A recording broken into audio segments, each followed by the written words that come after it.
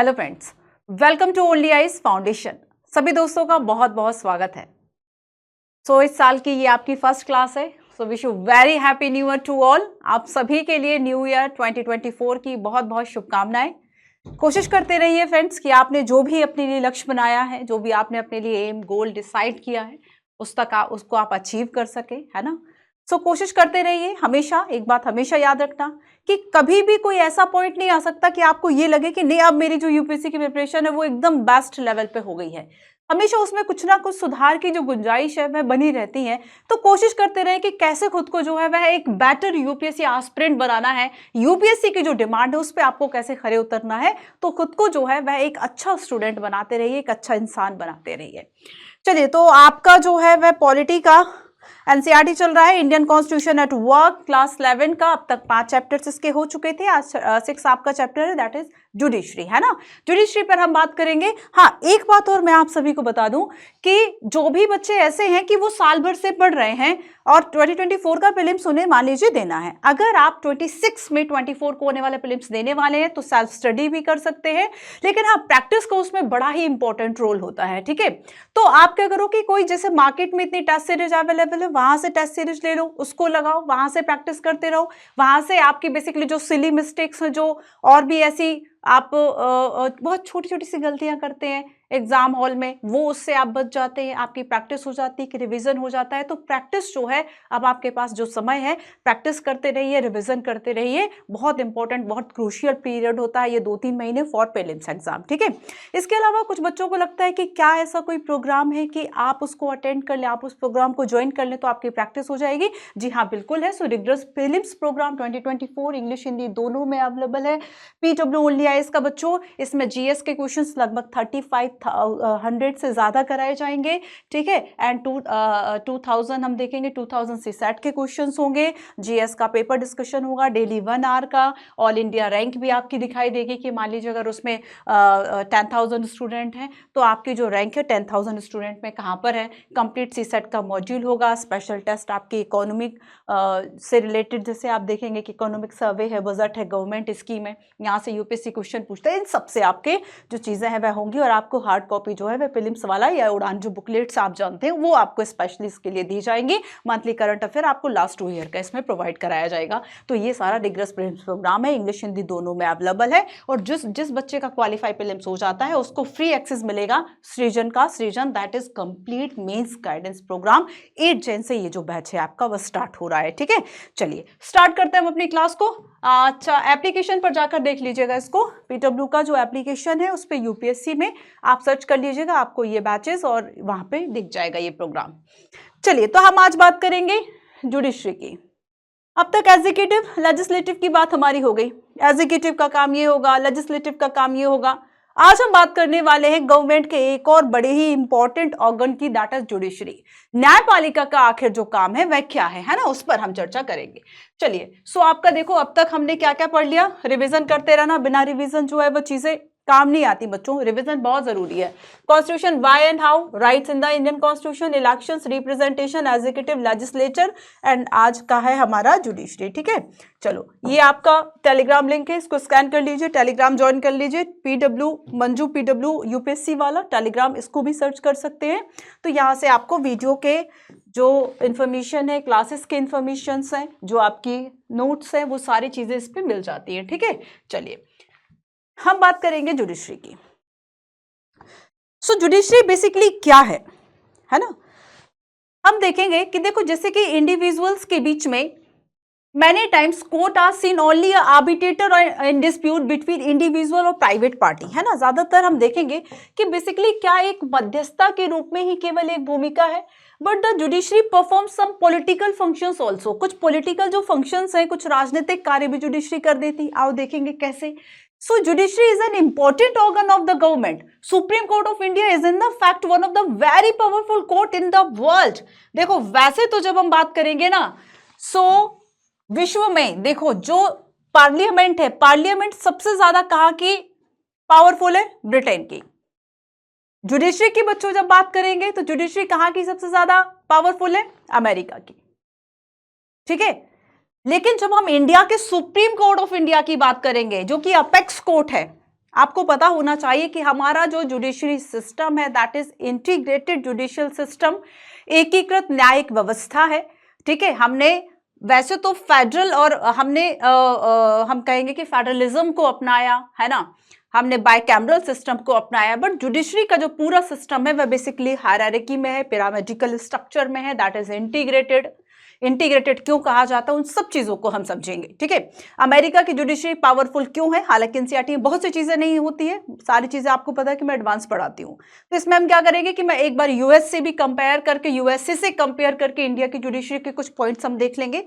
अगर मेंस में क्वेश्चन आएगा तो यहां से आपका हो जाएगा। ठीक है, so right for from 1950 the judiciary has played an important role of interpreting and protecting of the constitution। देखो, चाहे कानून की व्याख्या करना हो, इस बात को समझना है ना, तो चाहे हमारे संविधान की संरक्षा करना हो, संविधान की सुरक्षा करना हो, या संविधान की व्याख्या करना हो कि आखिर संविधान का ये जो प्रोविजन है वे क्या कहता है, इनमें इंपॉर्टेंट रोल रहा है जुडिशरी का। ठीक है, and this chapter you will study the role and importance of the judiciary. In this chapter on the fundamental right you have already read that the judiciary is very important for protecting a right। अच्छा, सो देखो judiciary का जो role है fundamental rights को protect करने में, ये तो हम बात कर चुके हैं राइट्स वाले चैप्टर में कि हाँ आप रिट दायर कर सकते हैं, उसकी चर्चा आज हम करेंगे यहाँ पे शॉर्ट में कि जुडिशरी के जो जुरिस्डिक्शन है उसमें रिट जुरिस्डिक्शन की बात करेंगे। आर्टिकल 32 में सुप्रीम कोर्ट एंड आर्टिकल 226 में हाई कोर्ट। ठीक है, so after studying this chapter you would be able to understand the meaning of independence of judiciary. बच्चों यहाँ पर बार बार जो है वह इंडिपेंडेंस की बात की जाएगी, स्वतंत्रता की बात की जाएगी कि आके, और ये स्वतंत्रता किसकी, न्यायपालिका की, है ना। सो बेसिकली जो न्यायपालिका की ये जो इंडिपेंडेंस है, ये जो स्वतंत्रता है, वह आखिर हमारे कॉन्स्टिट्यूशन में कहाँ है और क्यों एक डेमोक्रेसी के लिए बहुत ज्यादा इंपॉर्टेंट है।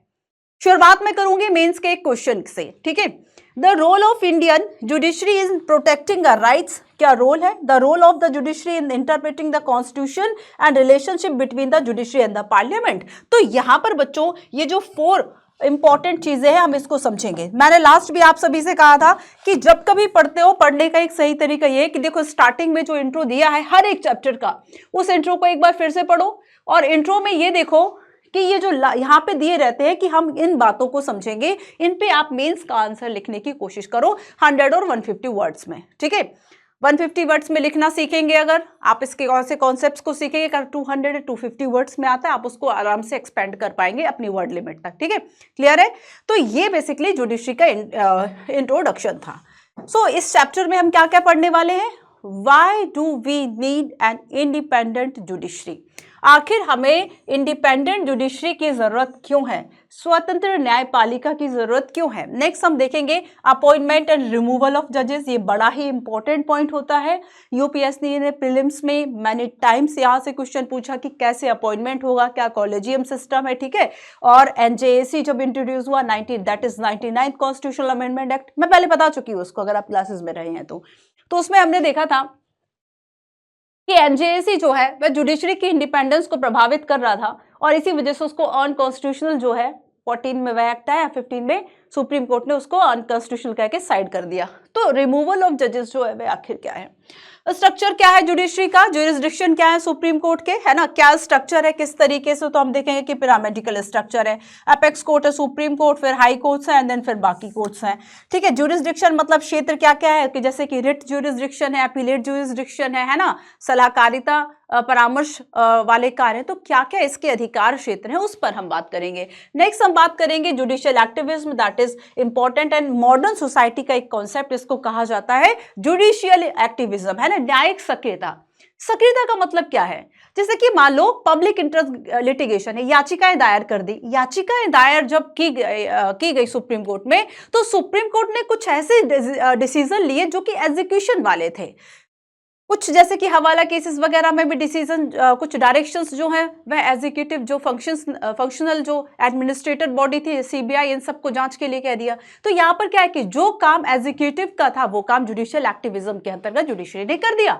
तो यहाँ पर क्या है, जुडिशियल एक्टिविज्म का कॉन्सेप्ट और उसका इंपॉर्टेंट टूल होगा पब्लिक इंटरेस्ट लिटिगेशन, है ना, जनहित याचिकाएं। तो वो जनहित याचिका क्या है, 1980 के बाद से कॉन्सेप्ट जो है वह कैसे शुरू हुआ, इस पर हम बात करेंगे। जुडिशियल एक्टिविज्म जो है वह हमारे डेमोक्रेसी डेमोक्रेसी का जो एक पिलर जो प्रिंसिपल है that is separation of power, कैसे उसको ब्लर करता है उस पर भी हम बात करेंगे। जुडिशरी एंड राइट्स की बात करेंगे, ठीक है। देखो जुडिशरी एंड राइट्स से मेंस में भी क्वेश्चन आया हुआ है। जुडिशरी डेमोक्रेसी में कैसे अपना एक इंपॉर्टेंट रोल प्ले करता है, डेमोक्रेसी में लोगों के कैसे राइट्स करता है। यूपीएससी ने 2023 में हाल ही में एक क्वेश्चन पूछा था, मैं आपको क्वेश्चन बताती हूँ। जुडिशरी एंड पार्लियामेंट है ना, पार्लियामेंट और जुडिशरी के बीच में कब कब एक कॉन्फ्लिक्ट हुआ, किन किन बात, जैसे कि जुडिशरी एक्टिविज्म के अंतर्गत कार्य कुछ करेगी, पार्लियामेंट को उससे प्रॉब्लम हो जाएगी, ठीक है, क्लियर। अच्छा, इसके अलावा देखो 2-3 चीजें और है जो इंपॉर्टेंट मैं आपको बता देती हूँ, जो हम इसमें थोड़ा सा एक्स्ट्रा पढ़ेंगे, जैसे कि कुछ एक्स्ट्रा टॉपिक्स, जैसे कि कॉलेजियम में जो कॉलेजियम सिस्टम है ना, कॉलेजियम सिस्टम में फर्स्ट जज केस था, एक सेकंड जज केस था, इसमें कुछ कुछ जो चीजें हैं, प्रोविजन है, वह चेंज किए गए। फर्स्ट जज केस, सेकंड एंड थर्ड, इस पर हम बात करेंगे एक्स्ट्रा में। इसके अलावा कॉलेजियम के अलावा हम एनजेएसी की बात करेंगे, नेशनल जुडिशरी अपॉइंटमेंट कमीशन, ठीक है। सो यहाँ पर इसके अलावा हम अब देखो फिर से जो एनजेएसी एक जो बिल है ना, नेशनल जुडिशरी अपॉइंटमेंट को लेकर 2022 में 2022 में जो है वह एक बिल आया, नेशनल जुडिशियल कमीशन बिल है ना, नेशनल जुडिशियल कमीशन बिल। इसकी भी मैं थोड़ी सी बात आपसे करूंगी। National judicial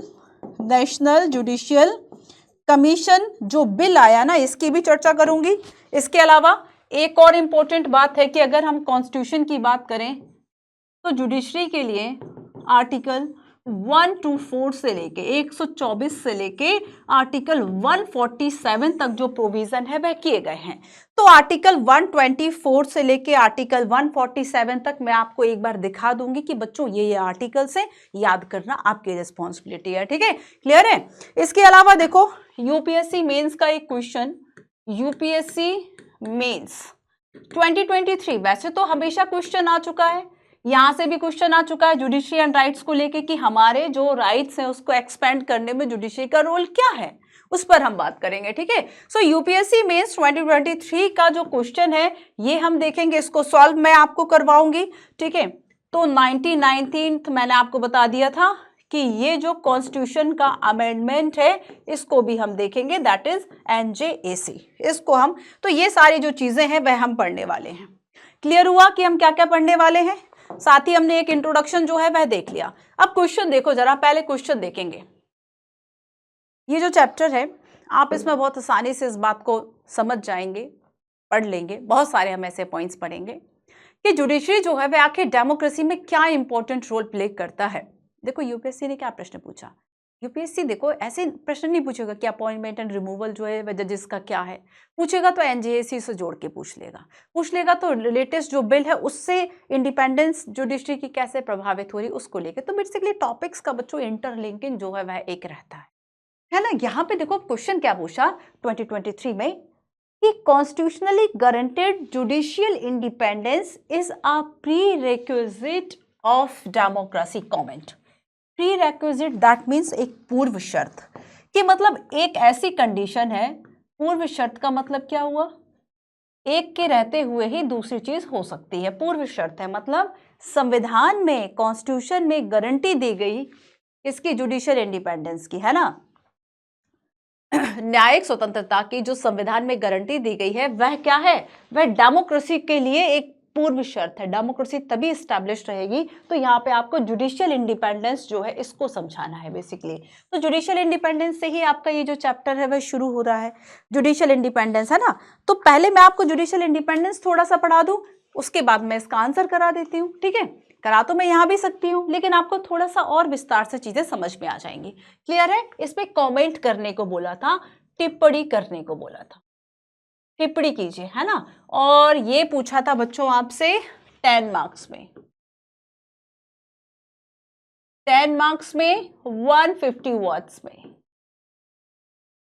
10 marks 150 words. आया समझ में इतना, ठीक है। एक क्वेश्चन मैं आपसे पूछती हूं, यूपीएससी ने क्वेश्चन पूछा था, which of the following is the custodian of the constitution of India. केवल इंट्रोडक्शन पढ़ने से हम इतना तो समझ गए कि संविधान का संरक्षक, कस्टोडियन या इंटरप्रेटर की जब हम बात करेंगे, 2015 का क्वेश्चन है, तो इसमें आंसर क्या होगा? Option number D, the supreme court of India. बहुत टफ था क्वेश्चन, बताओ टफ था क्वेश्चन, क्या था क्वेश्चन में? कुछ नहीं था, केवल आपको यह पता था, आपने इंट्रोडक्शन भी अगर आपने इसका पढ़ा है तब भी आप इस क्वेश्चन का आंसर बहुत आसानी से कर सकते थे। ठीक है, क्लियर? चलिए, जुडिशरी की हम बात कर रहे हैं।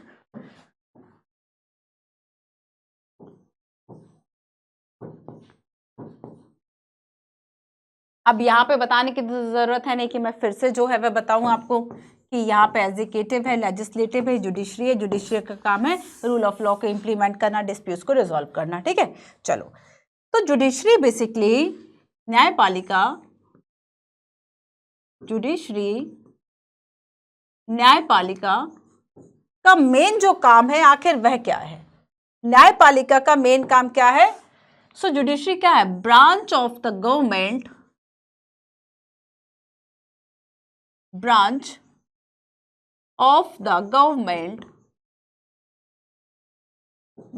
of the government that interpret the law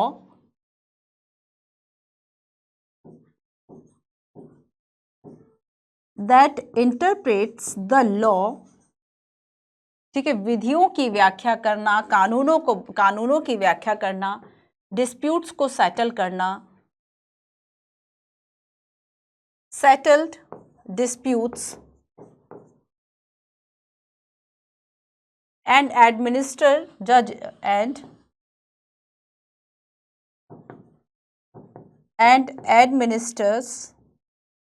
justice to all citizens, सभी तक न्याय की पहुंच, justice for all citizen, ये बेसिकली जुडिशरी का मेन काम है। ठीक है, तो यहां पर जुडिशरी क्या है? सरकार का एक ऐसा अंग है, गवर्नमेंट का एक ऐसा ब्रांच है जो कि लॉ को इंटरप्रेट कर रहा है। क्या कर रहा है? लॉ को इंटरप्रेट कर रहा है, कॉन्स्टिट्यूशन को इंटरप्रेट कर रहा है, डिस्प्यूट्स को सेटल कर रहा है और सभी को जो है वह जस्टिस पहुंचा रहा है। ठीक है, और अगर हम देखें कि इंडिया का जो जुडिशरी है इसका सिस्टम कैसा है, सो जुडिशियल सिस्टम इंडिया का कैसा है? इंटीग्रेटेड है, एकीकृत है, जुड़ा हुआ है। Integrated judicial system, integrated judicial system एक पिरामिडिकल स्ट्रक्चर है जिसपे अपेक्स कोर्ट या टॉप पे जो है वह कौन है? सुप्रीम कोर्ट है। फिर उसके बाद स्टेट लेवल पे बात करेंगे तो हाई कोर्ट से, इसके बाद बाकी हम district court, subordinate court and tribunals की बात कर ले। क्लियर हुआ जुडिशरी का? And why do we need independent judiciary? ये एक बहुत बड़ा क्वेश्चन है कि जुडिशरी तो ठीक है, यहां तक हमने पढ़ लिया कि हाँ गवर्नमेंट का एक ब्रांच है जो कि ये काम कर रहा है, बट मेन क्वेश्चन जो हमारे सामने आता है कि आखिर हमें एक स्वतंत्र न्यायपालिका की जरूरत क्यों है ना? Why do we need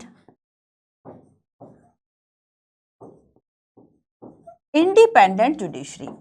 अच्छा बच्चों, एक बात याद रखो कि हमने कॉन्स्टिट्यूशन में कहीं ना कहीं तो ये प्रोविजन किए ही होंगे कि जो जुडिशरी है वह इंडिपेंडेंट रहे, तो आखिर वो प्रोविजन क्या है? यूपीएससी ने प्रीलिम्स में भी क्वेश्चन पूछ लिया था कि आखिर वो प्रोविजन जो है वह कौन से हैं जिससे कि हमारी जुडिशरी की जो इंडिपेंडेंस है उसको सुनिश्चित किया जाता है।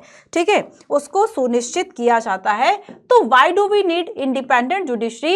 इसको याद रखो कि देखो हमने क्या किया है कि कॉन्स्टिट्यूशन में कुछ ऐसे प्रोविजन जो हैं वह रख दिए हैं। इन प्रोविजंस को आगे समझाऊंगी। कुछ प्रोविजंस जो हैं वो हमने कॉन्स्टिट्यूशन में रख दिए हैं, जिससे जैसे कि मोड ऑफ अपॉइंटमेंट जो है वह जजेस का क्या होगा, ठीक है, सिक्योरिटी ऑफ टेन्योर, उनका जो कार्यकाल है वह सुरक्षित रहे, वह बिना टेंशन के अपना काम कर पाए जजेस, ठीक है, फिक्स सर्विस कंडीशंस है, उनकी जो भी सेवा शर्तें हैं वह स्थायी है, वह फिक्स है, ऐसा नहीं है कि कोई उनका डिसीजन पसंद नहीं आया तो चेंज हो गई चीज़ें। Expense charge on the consolidated fund, conduct of जजेस can not be discussed, ban of practice after retirement. ठीक है, यहाँ पे क्या है कि जो पार्लियामेंट है वह जजेस के आचरण के बारे में जज ने कोई डिसीजन दिया है उस पर डिस्कस नहीं कर सकती, तो यहाँ पर एक पार्लियामेंट आर्टिकल 50 क्या कहता है? आर्टिकल 50 को इसमें आपको याद रखना है। आर्टिकल 50 जो कि सेपरेशन ऑफ पावर की बात करता है और एग्जीक्यूटिव का जो इंटरफेरेंस है जुडिशरी में ना हो, इसके लिए कुछ प्रोविजन करता है। Power to punish for its contempt.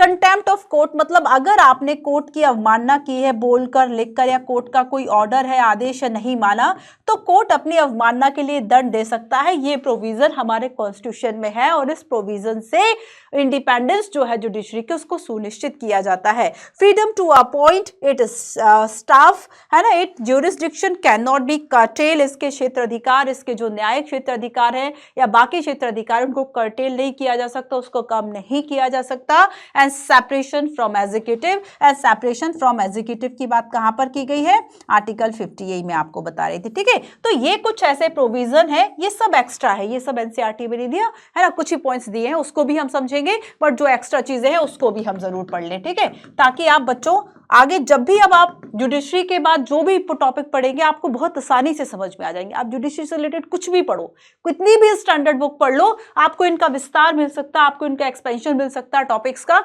Topics जो है वह आपके चेंज नहीं होने वाले, क्योंकि सारे टॉपिक्स यहाँ पर हमने कवर कर लिए, उनका बेसिक समझ लिया। अब आप आसानी से कोई भी बुक पढ़ लो। ठीक है, इस चैप्टर के बाद, इस वीडियो के बाद तो देखेंगे हम कि आखिर जो इंडिपेंडेंस ऑफ जुडिशरी है वह जरूरी क्यों है और इसका मतलब क्या है। इसका मतलब है कि the other organ of the government like the executive and the legislature, जो भी कार्यपालिका है या विधायिका है, must not restrain the functioning of the judiciary in such a way that is unable to do justice. तो अगर जो कोर्ट है वह न्याय कर सके, इसके लिए वह फ्री रहना चाहिए कोर्ट को, है ना। और न्याय जो एग्जीक्यूटिव और लेजिस्लेटिव, उनका किसी भी तरीके से कोई जो इंटरफेरेंस है वह उसकी व्यवस्था में नहीं होना चाहिए। तो organ of the government should not interfere with the decision of the judiciary. तो बाकी जो गवर्नमेंट के ऑर्गन है वह इंटरफेयर ना करें जो भी जुडिशरी के डिसीजंस हो उसमें। एंड जजेस must be able to perform their function without fear and favour. तो ये क्या, बिना भय और बिना पक्षपात के जो जजेस हैं वह अपने फंक्शंस को, अपनी ड्यूटी को परफॉर्म कर सके, इसके लिए भी जो इंडिपेंडेंस ऑफ जुडिशरी है वह बहुत ज्यादा जरूरी है। और याद रखना कि इंडिपेंडेंस, स्वतंत्रता का मतलब आर्बिट्रेशंस नहीं है। स्वतंत्रता का मतलब जो है, ठीक है, judiciary does independence of the judiciary does not imply arbitrariness और एब्सेंस ऑफ अकाउंटेबिलिटी। ये नहीं है कि इंडिपेंडेंस है जुडिशरी की, इसका मतलब उसका कोई अकाउंटेबिलिटी सुनिश्चित नहीं की जाएगी, कोई उसका उत्तरदायित्व सुनिश्चित नहीं किया जाएगा, या फिर जो उसकी मनमानी है वह चलेगी, है ना। यहाँ पर कुछ प्रोविजन इसलिए किए गए हैं ताकि सभी तक जस्टिस पहुंच सके। ठीक है, और इसके अलावा जो जजेस हैं वह फ्री माइंड से अपना जो डिसीजन है वह दे सके। ठीक है, तो हमें इसके अलावा हम देखेंगे, पहले अब एक मेंस का क्वेश्चन हो जाए, है ना।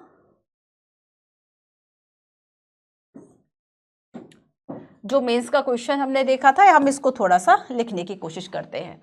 कॉन्स्टिट्यूशनल गारंटी जुडिशियल, आप तो देखो अगर इसका इस शब्द का वर्णन किया गया है कि कॉन्स्टिट्यूशनली गारंटी, आप इस बात को जरूर बताएं कि कैसे संविधान में प्रोविजन किए गए हैं, जो कि हम प्रोविजन देख चुके हैं जुडिशरी के इंडिपेंडेंस के। ठीक है, इसके अलावा आप बताएं कि डेमोक्रेसी के लिए क्यों जरूरी है। डेमोक्रेसी के लिए इंडिपेंडेंट जो जुडिशरी है आखिर वह क्यों जरूरी है, आप इसको जरूर बताएं। ठीक है, सो देखो सबसे पहले आप इसमें भूमिका कैसे लिख सकते हैं। भूमिका इन सेंस जो आपका इसमें इंट्रोडक्शन रहता है, आप इंट्रोडक्शन में सबसे पहले अगर हम इंट्रो पार्ट लिखेंगे बच्चों, तो जानते हो इंट्रो में क्या होता है, जो कीवर्ड्स पूछे गए हैं आप उसको थोड़ा सा एक्सप्लेन कर दें कि जुडिशियल इंडिपेंडेंस डेमोक्रेसी से कैसे जुड़ती है, क्यों जरूरी है। आप उसको जो है वह 2 लाइन में लिख सकते हैं। सो देखो इसको आप ऐसे लिख सकते हैं कि the concept of independent judiciary, the concept of independence judiciary is a fundamental pillar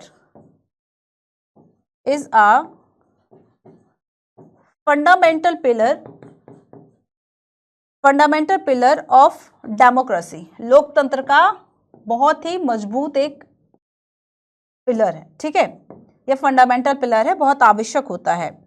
and It allow court and judges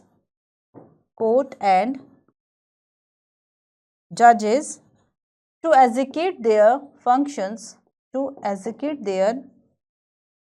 लिख लो, रिस्पॉन्सिबिलिटी लिख लो, रिस्पॉन्सिबिलिटी आई गेस ज़्यादा सही शब्द है, their responsibilities free from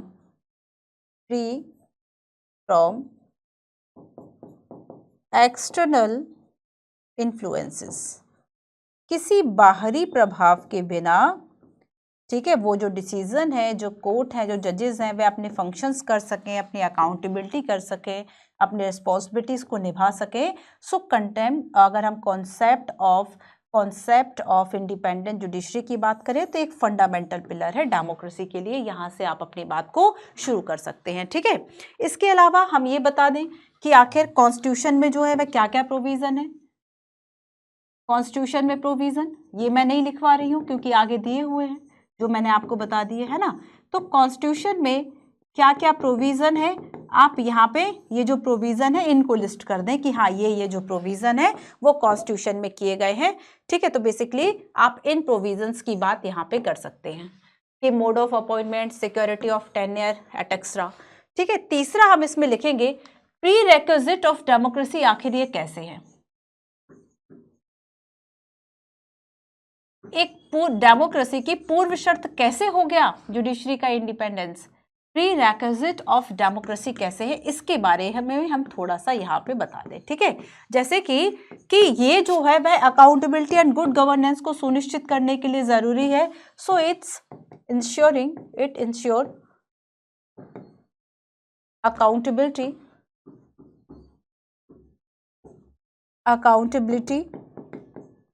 and good governance है ना। Interpretation of the constitution के लिए जरूरी है, व्याख्या के लिए जरूरी है, इंटरप्रिटेशन ऑफ द कॉन्स्टिट्यूशन के लिए जरूरी है, रूल ऑफ लॉ के लिए जरूरी है, इंडिविजुअल्स के राइट्स प्रोटेक्ट रहे उसके लिए एज अ सेफगार्ड जरूरी है, रूल ऑफ लॉ को प्रोटेक्ट करने के लिए जरूरी है, ठीक है। हमारे जो राइट्स है इनके लिए एक सेफगार्ड है। तो बेसिकली इन कुछ बातों को आप बता दें, ठीक है।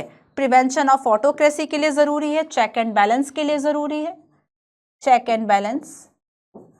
तो ये कुछ ऐसी पॉइंट्स है बच्चों, आप इसको लिख दें तो ये एक परफेक्ट आंसर हो जाता है कि आखिर किस तरीके से एक कॉन्स्टिट्यूशनल गारंटेड जो जुडिशियल इंडिपेंडेंस है एक प्री रिक्विजिट है, एक पूर्व शर्त है डेमोक्रेसी को के लिए। तो टिप्पणी आपको बेसिकली करनी थी, ठीक है, आपको इस पे कमेंट करना था। आई गेस आप 150 क्या आप इस पे 250 वर्ड्स बहुत आराम से लिख सकते हैं। तो वंस अगर आपने किसी भी टॉपिक का जो बेसिक है वह अच्छे से प्रिपेयर कर लिया है, अब आपको अगर इस पे 1000 वर्ड्स भी आए तब आप बहुत आसानी से लिख लोगे, ठीक है। चलिए, तो ये था इस क्वेश्चन का आंसर, आपको इसको लिखना है, कोशिश कीजिएगा, ये नहीं कि मैम ने करवा दिया तो छोड़ दें, अब आप आगे इसको आपको करना है, ठीक है। चलो आगे चलते हैं। So basically independence of judiciary के बारे में मैं कुछ पॉइंट्स और आपसे डिस्कस करूंगी कि आखिर क्या क्या जो बातें हैं वह इसमें दी गई है इंडिपेंडेंस ऑफ जुडिशरी, ठीक है। पर इसके पहले एक पॉइंट और समझो, तो इंडियन कॉन्स्टिट्यूशन ने क्या स्टैब्लिश किया है, इंटीग्रेटेड जुडिशियल सिस्टम, है ना, एकीकृत न्यायिक व्यवस्था with the Supreme Court at the top and the High Court below it. Below the High Court there is a hierarchy of subordinate courts and a single system of court adopted from the Government of India Act of 1935, है ना। तो ये कहाँ से लिया है बच्चों, ये जो सिंगल सिस्टम ऑफ कोर्ट्स की हमने बात की है ये हमने गवर्नमेंट ऑफ इंडिया 1935 से लिया है। So enforce both central and as well as the state law. And Article 124 to Article 147 in Part 5 of the Constitution deal with the organization, independence, jurisdiction, power and procedure of the Supreme Court. ठीक है, and the Parliament is authorized to regulate them. Clear? चलिए तो कुछ और points मैं आपसे discuss करती हूँ कि आखिर why do we need an independent judiciary, है ना। सो हमने जाना अभी तक कि अगर इंडिविजुअल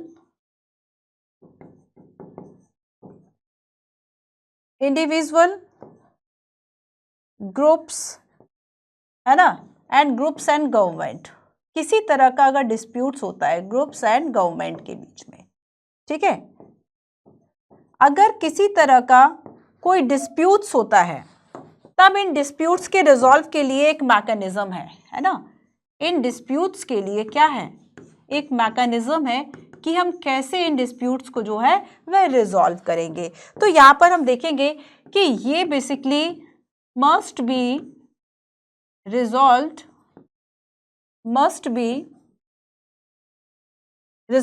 या settled bye an independent body, और ये इंडिपेंडेंट बॉडी क्या है, जुडिशरी है ना, इंडिपेंडेंट बॉडी। और ये कैसे करेगा, ये independent body rule of law के अकॉर्डिंगली जो है वह इस तरह के डिस्प्यूट्स को सेटल करेगा। कि मान लीजिए, देखो ऐसा तो है नहीं कि कोई भी जो देश है या फिर उनके बीच में विवाद ना हो, लोगों के बीच में हो सकता है, कुछ व्यक्तियों के बीच में विवाद हो जाए, है ना, एक व्यक्ति या कुछ ग्रुप्स के बीच में विवाद हो सकता है, कुछ ग्रुप्स जो है वह सरकार से भी कुछ डिस्प्यूट्स हो सकते हैं। तो इस तरह के डिस्प्यूट्स के लिए रिजॉल्व के लिए पूरा जो मैकेनिज्म है वह डेवलप किया गया है, जो कि रूल ऑफ लॉ के अकॉर्डिंगली काम करेगा। और इसमें क्या है कि एक इंडिपेंडेंट ऐसी बॉडी है जो कि एक मैकेनिज्म डेवलप किया हुआ है, दैट इज जुडिशरी, ठीक है। इसके अलावा हम देखेंगे कि role of judiciary is to protect rule of law and ensure supremacy of law. तो लॉ की सुपरमेसी जो है वह इंश्योर करने के लिए, अकाउंटेबिलिटी को इंश्योर करने के लिए हमारे पास क्या है, सुप्रीम कोर्ट है ना, सुप्रीम कोर्ट है। And settle disputes law ensure that democracy, बहुत जरूरी है डेमोक्रेसी में कि रूल ऑफ लॉ के अकॉर्डिंगली ही इस तरह के जो डिस्प्यूट्स हैं उनको सॉल्व किया जाए। It is necessary that the judiciary is independent of any political pressure. ये बहुत ज़रूरी होता है एक डेमोक्रेसी में कि किसी भी तरह का जो पॉलिटिकल प्रेशर है उससे मुक्त होकर, है ना, उससे फ्री तरीके से जो जुडिशरी है वह अपनी अकाउंटेबिलिटी, अपनी जो रिस्पॉन्सिबिलिटी है उसको कर सके। एंड इंडिपेंडेंस ऑफ जुडिशरी की हमने बात की कि जो टेन्योर, फिक्स टेन्योर होता है, ठीक है। अब देखो इंडिपेंडेंस ऑफ जुडिशरी को लेके मैं कुछ पॉइंट्स आपको बता देती हूँ। Independence of judiciary,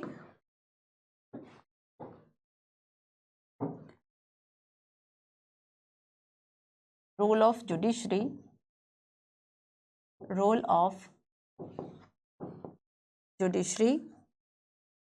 is to protect rule of law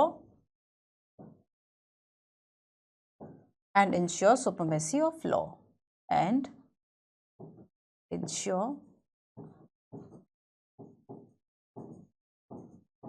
supremacy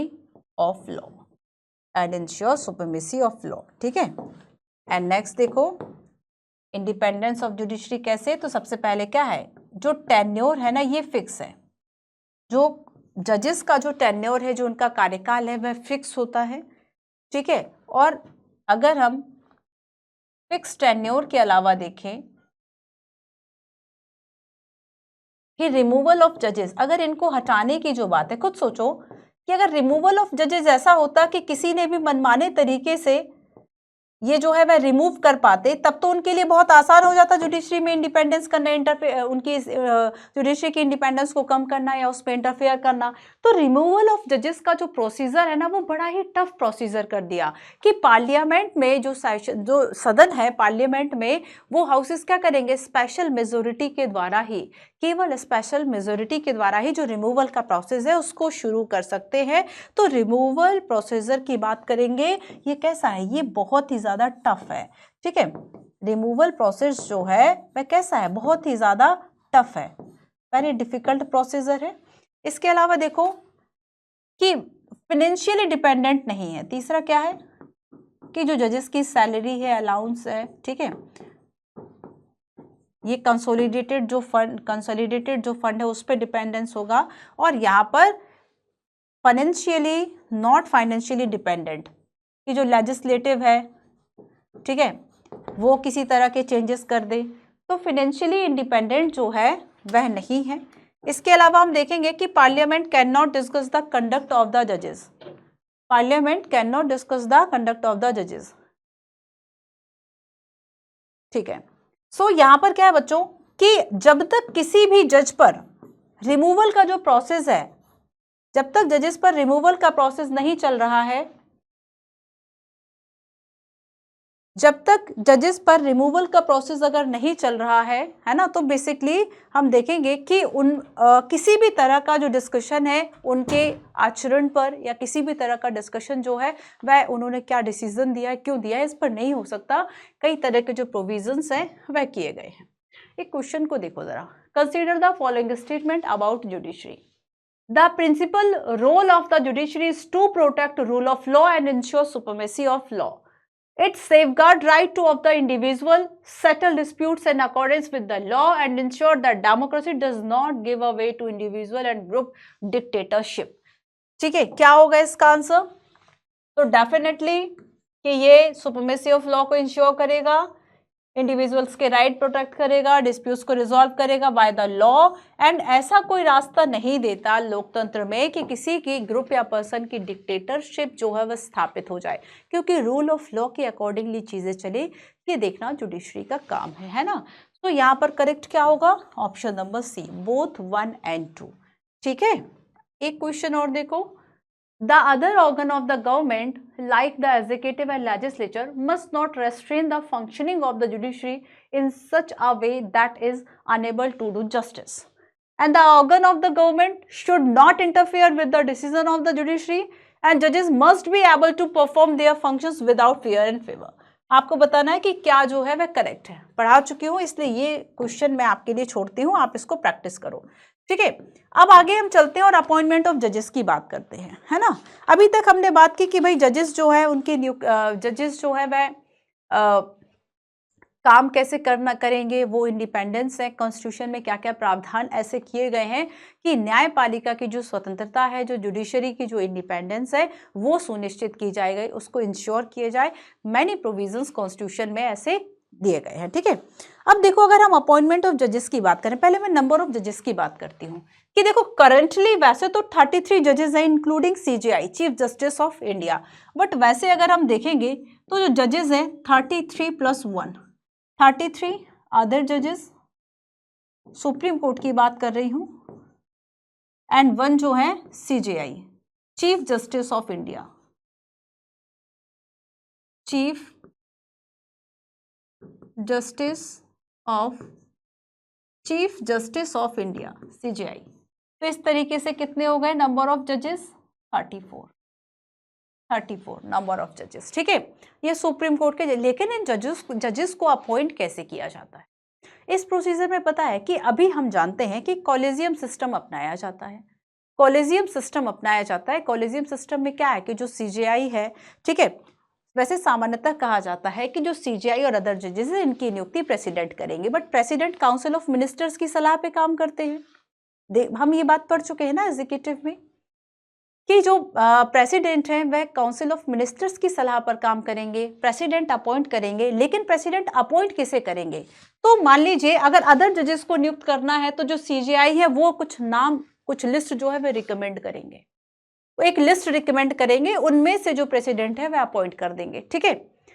ठीक वैसे ही बात हो गई कि जैसे कि वह पीएम, प्रेसिडेंट अपॉइंट करते हैं पीएम को, बट वह किसी भी व्यक्ति को पीएम अपॉइंट नहीं कर सकते, वे उसी व्यक्ति को पीएम अपॉइंट करेंगे जो कि बहुमत दल का नेता होगा, जो मेजोरिटी पार्टी है उसका लीडर होगा, वही पीएम होगा। बस वैसे ही बात है बच्चों कि यहाँ पे सीजेआई जो है वह उनके कंसल्टेशन, परामर्श और इन सबके बाद जो वो एक लिस्ट देंगे, उसी लिस्ट के बिहाफ पर वे सभी जजेस की नियुक्ति कर रहे हैं, ठीक है।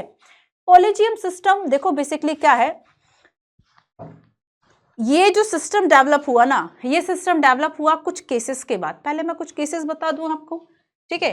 हो सकता है पता नहीं आपने ये केसेस कभी पढ़े नहीं पढ़े, मैं आपको बता देती हूँ।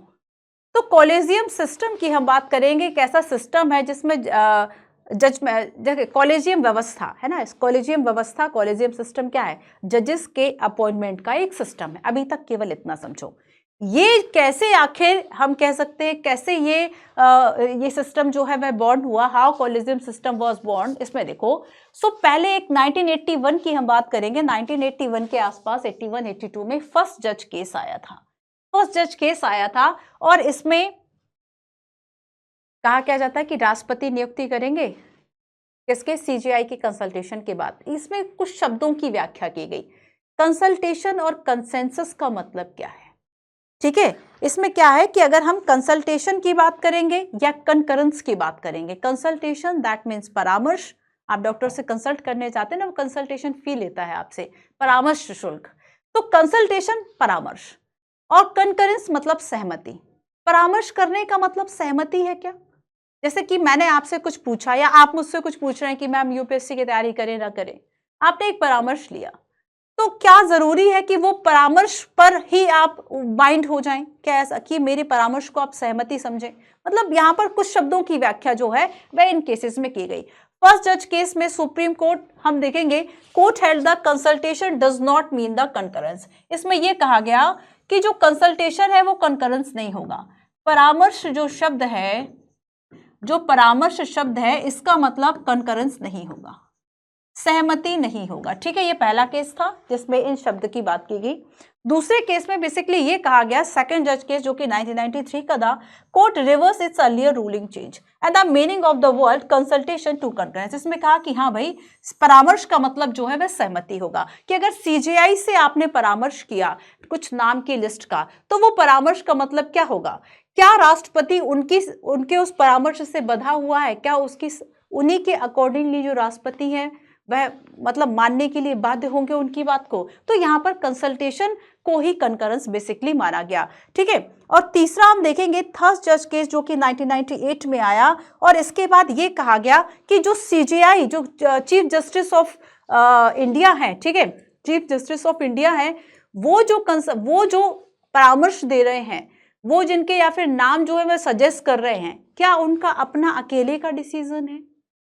तो उनका अपना अकेले का डिसीजन नहीं है। क्यों नहीं है डिसीजन, इसलिए डिसीजन नहीं है क्योंकि उनके साथ जो बाकी 4 सीनियर मोस्ट जज होंगे, 4 वरिष्ठतम न्यायाधीश होंगे, उनके साथ एक मिला जुला जो परामर्श होगा, सभी का एक जो सहमति होगी, सभी की एक जो कंसेंट होगी, उसी के अकॉर्डिंगली जो वो लिस्ट है वह प्रिपेयर होगी, है ना। तो यहाँ पर क्या है कि थर्ड जज case consultation process to be employed should be based on the plurality of the जजेस। He should consult a collegium of 4 senior most judges before making a recommendation to the president, and even if 2 judges give a adverse opinion, he should not send the recommendations to the president. President को जो recommendations supreme court या supreme court के जो जजेस हैं वह send कर रहे हैं कि इनको जज यहाँ का बनाया जाए, हाई कोर्ट का जज बनाया जाए, सुप्रीम कोर्ट के जजेस बनाए जाएं, तो जो रिकमेंडेशंस की लिस्ट दी जा रही है ना, उस लिस्ट में ये डिसाइड किया गया कि अगर जो सीजेआई है वह 4 सीनियर मोस्ट जज लिखा है, 4 जो वरिष्ठतम न्यायाधीश हैं, 4 सीनियर मोस्ट जजेस जो है ना, उनसे परामर्श करने के बाद। और अब देखो एक सीजेआई था 4 ये तो 5 लोग हो गए 5, और अगर 2 लोग भी ऐसे हैं, 2 जजेस भी ऐसे हैं जो कि उस रिकमेंडेशन से सहमत नहीं है, उसके हम कह सकते हैं कि उसके अपोजिशन में है, उस किसी रिकमेंडेशन को अपोज कर रहे हैं, तब उन रिकमेंडेशंस को राष्ट्रपति को नहीं भेजा जा सकता। पहले एक कंसेंसस बनाओ, ठीक है। तो प्लूरैलिटी पे वर्क करते हैं, केवल सीजेआई की नहीं चलेगी, केवल सीजेआई की यहाँ पर नहीं चलेगी, ये बात यहाँ पर कही जाती है। आप इसको समझ गए। अब मैं आपको कुछ चीज़ों को और बता देती हूँ, ठीक है। देखो बच्चों, करंट में हम देखेंगे कि एक कॉलेजियम व्यवस्था है ना, उसके बाद से एक कॉलेजियम व्यवस्था ये चालू हो गई जो थर्ड जज केस था 1998 में, इसमें ये चालू हो गया ये व्यवस्था, और इसी के द्वारा वर्तमान में आप देखेंगे इसको कॉलेजियम सिस्टम कहा जाता है, जिसमें सीजेआई जो रिकमेंड कर रहा है वह 4 सीनियर मोस्ट जजेस के साथ रिकमेंड कर रहा है और उनमें से प्रेसिडेंट अपॉइंट कर दे रहे हैं। That is called collegium system, ठीक है। अब देखो यहाँ पर रिसेंटली करंट अफेयर में चर्चा में रहा नेशनल जुडिशियल कमीशन बिल 2022 में जो राष्ट्रीय न्यायिक कमीशन बिल है ये आया, और इसमें बेसिकली हम देखेंगे कि जो अपॉइंटमेंट का प्रोसीजर है इसको रेगुलेट करने के लिए, या फिर जो एनजेएसी की बात 1919 कॉन्स्टिट्यूशन अमेंडमेंट एक्ट जो कि अनकॉन्स्टिट्यूशनल सुप्रीम कोर्ट ने कह दिया था ताकि, क्योंकि वह जुडिशरी के इंडिपेंडेंट को ब्रीच कर रहा था। तो यहाँ पर क्या है कि आप इसको एक बार देख लीजिएगा कि नेशनल जुडिशियल कमीशन बिल 2022 के इंपॉर्टेंट प्रोविजन क्या है, ये आपका काम रहा। ठीक है, क्लियर। ये केवल एक पॉइंट है कि regulate the procedure of appointment, इसके अलावा और भी काफ़ी सारी चीज़ें इसमें शामिल हैं। इसके अलावा देखो, अगस्त 2014 पार्लियामेंट पासिस द कॉन्स्टिट्यूशन, ये 2014 की बात है। यहाँ पे हमने 98 में छोड़ा, 1998 में, है ना। यहाँ पे 2014 आ गया, पार्लियामेंट ने एक बिल पास किया 1919 अमेंडमेंट, 99वां संविधान संशोधन एक्ट 2014, ठीक है, एक्ट बन गया। और इसमें एक एनजेएसी, एक ऐसी बॉडी जो कि न्यायाधीश को, जो कि जजेस को अपॉइंट करेगी, उसको रिकमेंड किया, उसकी सिफारिश की, दैट इज राष्ट्रीय न्यायिक नियुक्ति आयोग, NJAC, national judicial appointment commission, है ना। और इसमें एग्जीक्यूटिव, कोई लॉ मिनिस्टर और भी कई ऐसे लोग शामिल थे, जिसमें कि एग्जीक्यूटिव जो बॉडी है उसका इंटरफेरेंस जजेस के अपॉइंटमेंट में बढ़ गया था, क्योंकि एक पूरा पैनल, एक एनजेएसी में क्या है, एक अलग से providing for creation of an independent commission to appointment judges to the Supreme Court and High Court and replace the collegium system। अभी रिसेंटली आप देखेंगे कि जो हमारे वाइस प्रेसिडेंट जगदीप धनखड़ हैं, उनके द्वारा ये कहा गया कि कॉलेजियम सिस्टम जब से बेहतर अगर हमारे पास जब तक कोई व्यवस्था नहीं है तब तक हम इसी को एक गो हेड करेंगे। ठीक है, सो सुप्रीम कोर्ट और हाई कोर्ट के जजेस के अपॉइंटमेंट के लिए कॉलेजियम सिस्टम को रिप्लेस किया जाए एक एनजेएसी से, और एक एनजेएसी इंडिपेंडेंट कमीशन होगा। इसमें कौन कौन से मेंबर्स होंगे ये आप एक बार जरूर देखना बच्चों। ठीक है, so 2015 Supreme Court declare both 1919 constitutional amendment 14 and NJAC act 2014 as unconstitutional and null and void.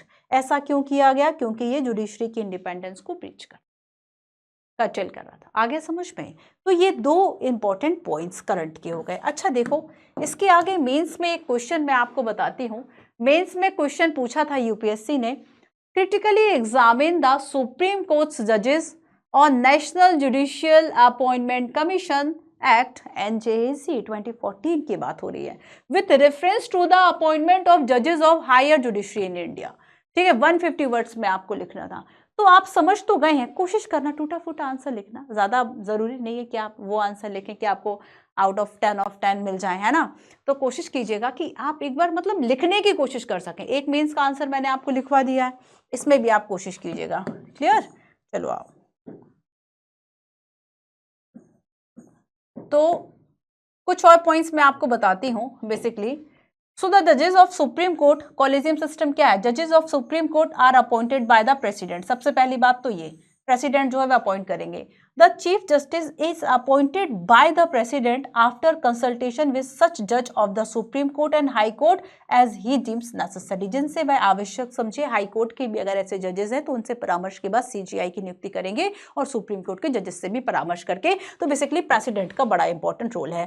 The other जजेस of the supreme court are appointed by president after consultation with the chief justice and such other जजेस of supreme court. अब इसी consultation word पे तो लड़ाई थी ना, कि पहले कह दिया कि परामर्श का मतलब consultation does not mean concurrence, that is first जज केस, एंड बाद में कहा कि कंसल्टेशन मीन कंकरेंस। ये 1993 की बात है। ठीक है, और 1998 में कॉलेजियम सिस्टम की बात हो गई, collegium. So the consultation with Chief Justice is obligatory in the case of appointment of a judge other than Chief Justice। अच्छा, इसके अलावा देखो बच्चों, कुछ और पॉइंट्स में आप नोट कर लो एक बार, क्योंकि ये इंपॉर्टेंट है ना। तो इंपॉर्टेंट है, मैंने आपको काफी सारी चीजें बता दी। आप ये सोच में पड़ गए होंगे क्या क्या लिखें। कोशिश किया करो कि देखो, जैसे कि कॉलेजियम प्रणाली की मैं बात करूं, इंपॉर्टेंट है काफी। आपने अलग से कॉलेजियम प्रणाली को लेके आपने कुछ ऐसे नोट्स बना लिए कि 3-4 मैंने ऐसे ऐसे पॉइंट रखे हैं, और उसके बाद यहाँ पर ये देख लिया कि अच्छा ये मेंस का क्वेश्चन यहाँ से आया था। तो आप इस तरीके से जब अपने बुक से इंपॉर्टेंट चीजों को बाहर लाएंगे, उन पर प्रैक्टिस करेंगे, मेंस और प्रीलिम्स के लिए सबसे बेहतर एक तरीका होता है। सो अपॉइंटमेंट ऑफ जजेस,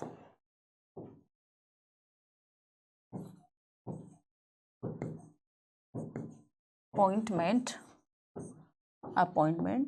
ऑफ जजेस। ठीक है, कैसे आखिर इनकी जो नियुक्ति है वह की जाती है।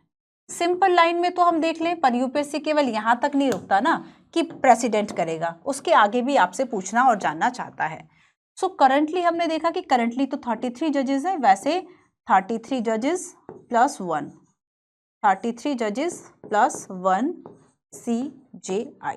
ठीक है, और इसमें अगर हम टर्म की बात करें कि ये किस उम्र तक अपने पद पर रहते हैं, तो इनका ऑफिस टर्म जो होगा, जो कार्यकाल होगा, 65 ईयर तक का होगा, 65 ईयर तक का होगा। ठीक है, इसके अलावा सीनियर मोस्ट जज ऑफ सुप्रीम कोर्ट अपॉइंटेड, ये कौन करेंगे, सीजेआई है ना, सीजेआई सीनियर मोस्ट जज एंड जो सीजेआई है वो एक रिकमेंडेशंस देंगे, देन जो प्रेसिडेंट है वो नाम जो है वह अपॉइंट करेंगे। ठीक है, फाइनली अपॉइंटमेंट कौन करेगा, फाइनली अपॉइंटमेंट प्रेसिडेंट करेंगे। तो यहां पर सीनियर मोस्ट जज, सीनियर मोस्ट जज of supreme court, of supreme court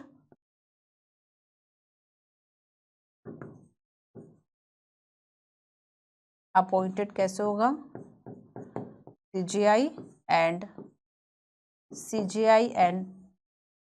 जो अदर जज हैं appointed by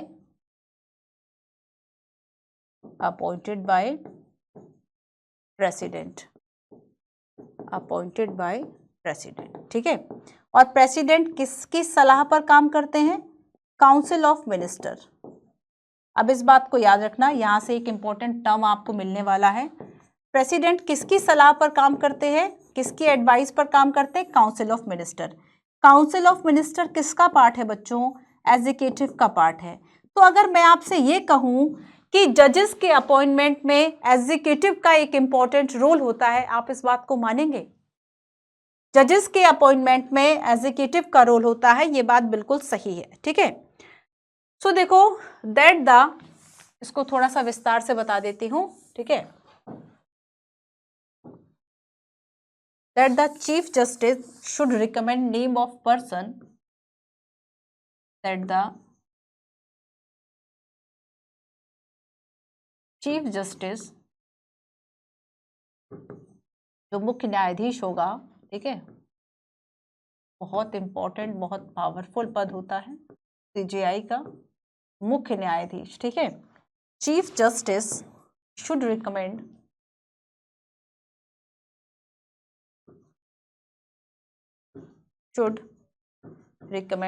name of person,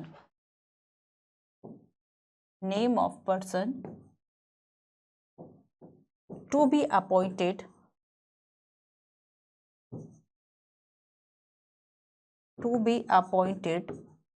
in consultation with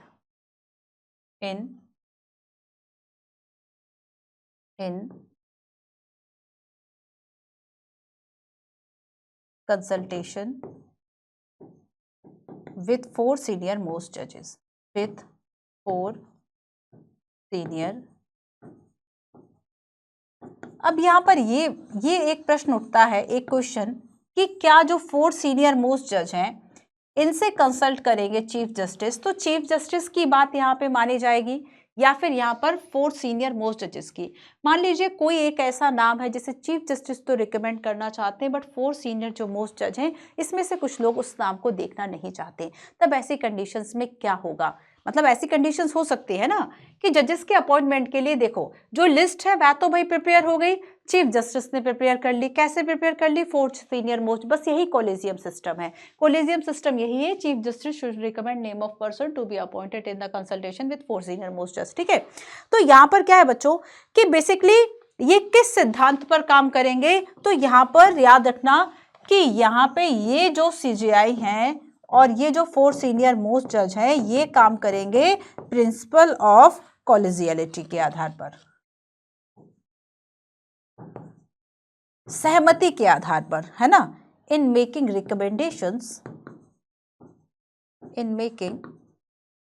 recommendations for appointment, principle of in making recommendations. ठीक है, बस। तो यहाँ पर प्रिंसिपल ऑफ कॉलेजियलिटी के आधार पर ये काम करेंगे। तो बेसिकली एग्जीक्यूटिव का जो रोल है ये किस में है? अपॉइंटमेंट में।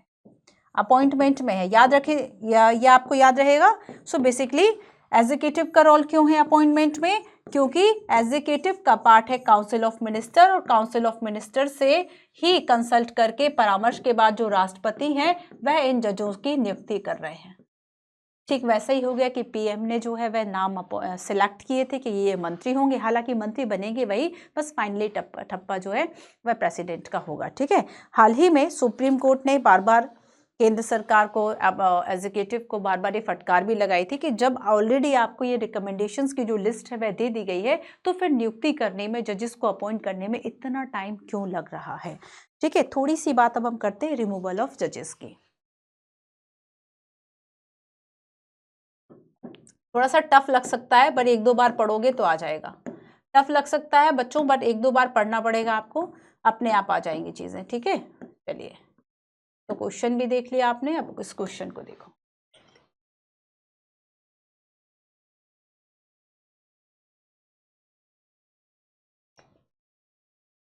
पहले वाले स्टेटमेंट में तो कोई प्रॉब्लम ही नहीं है।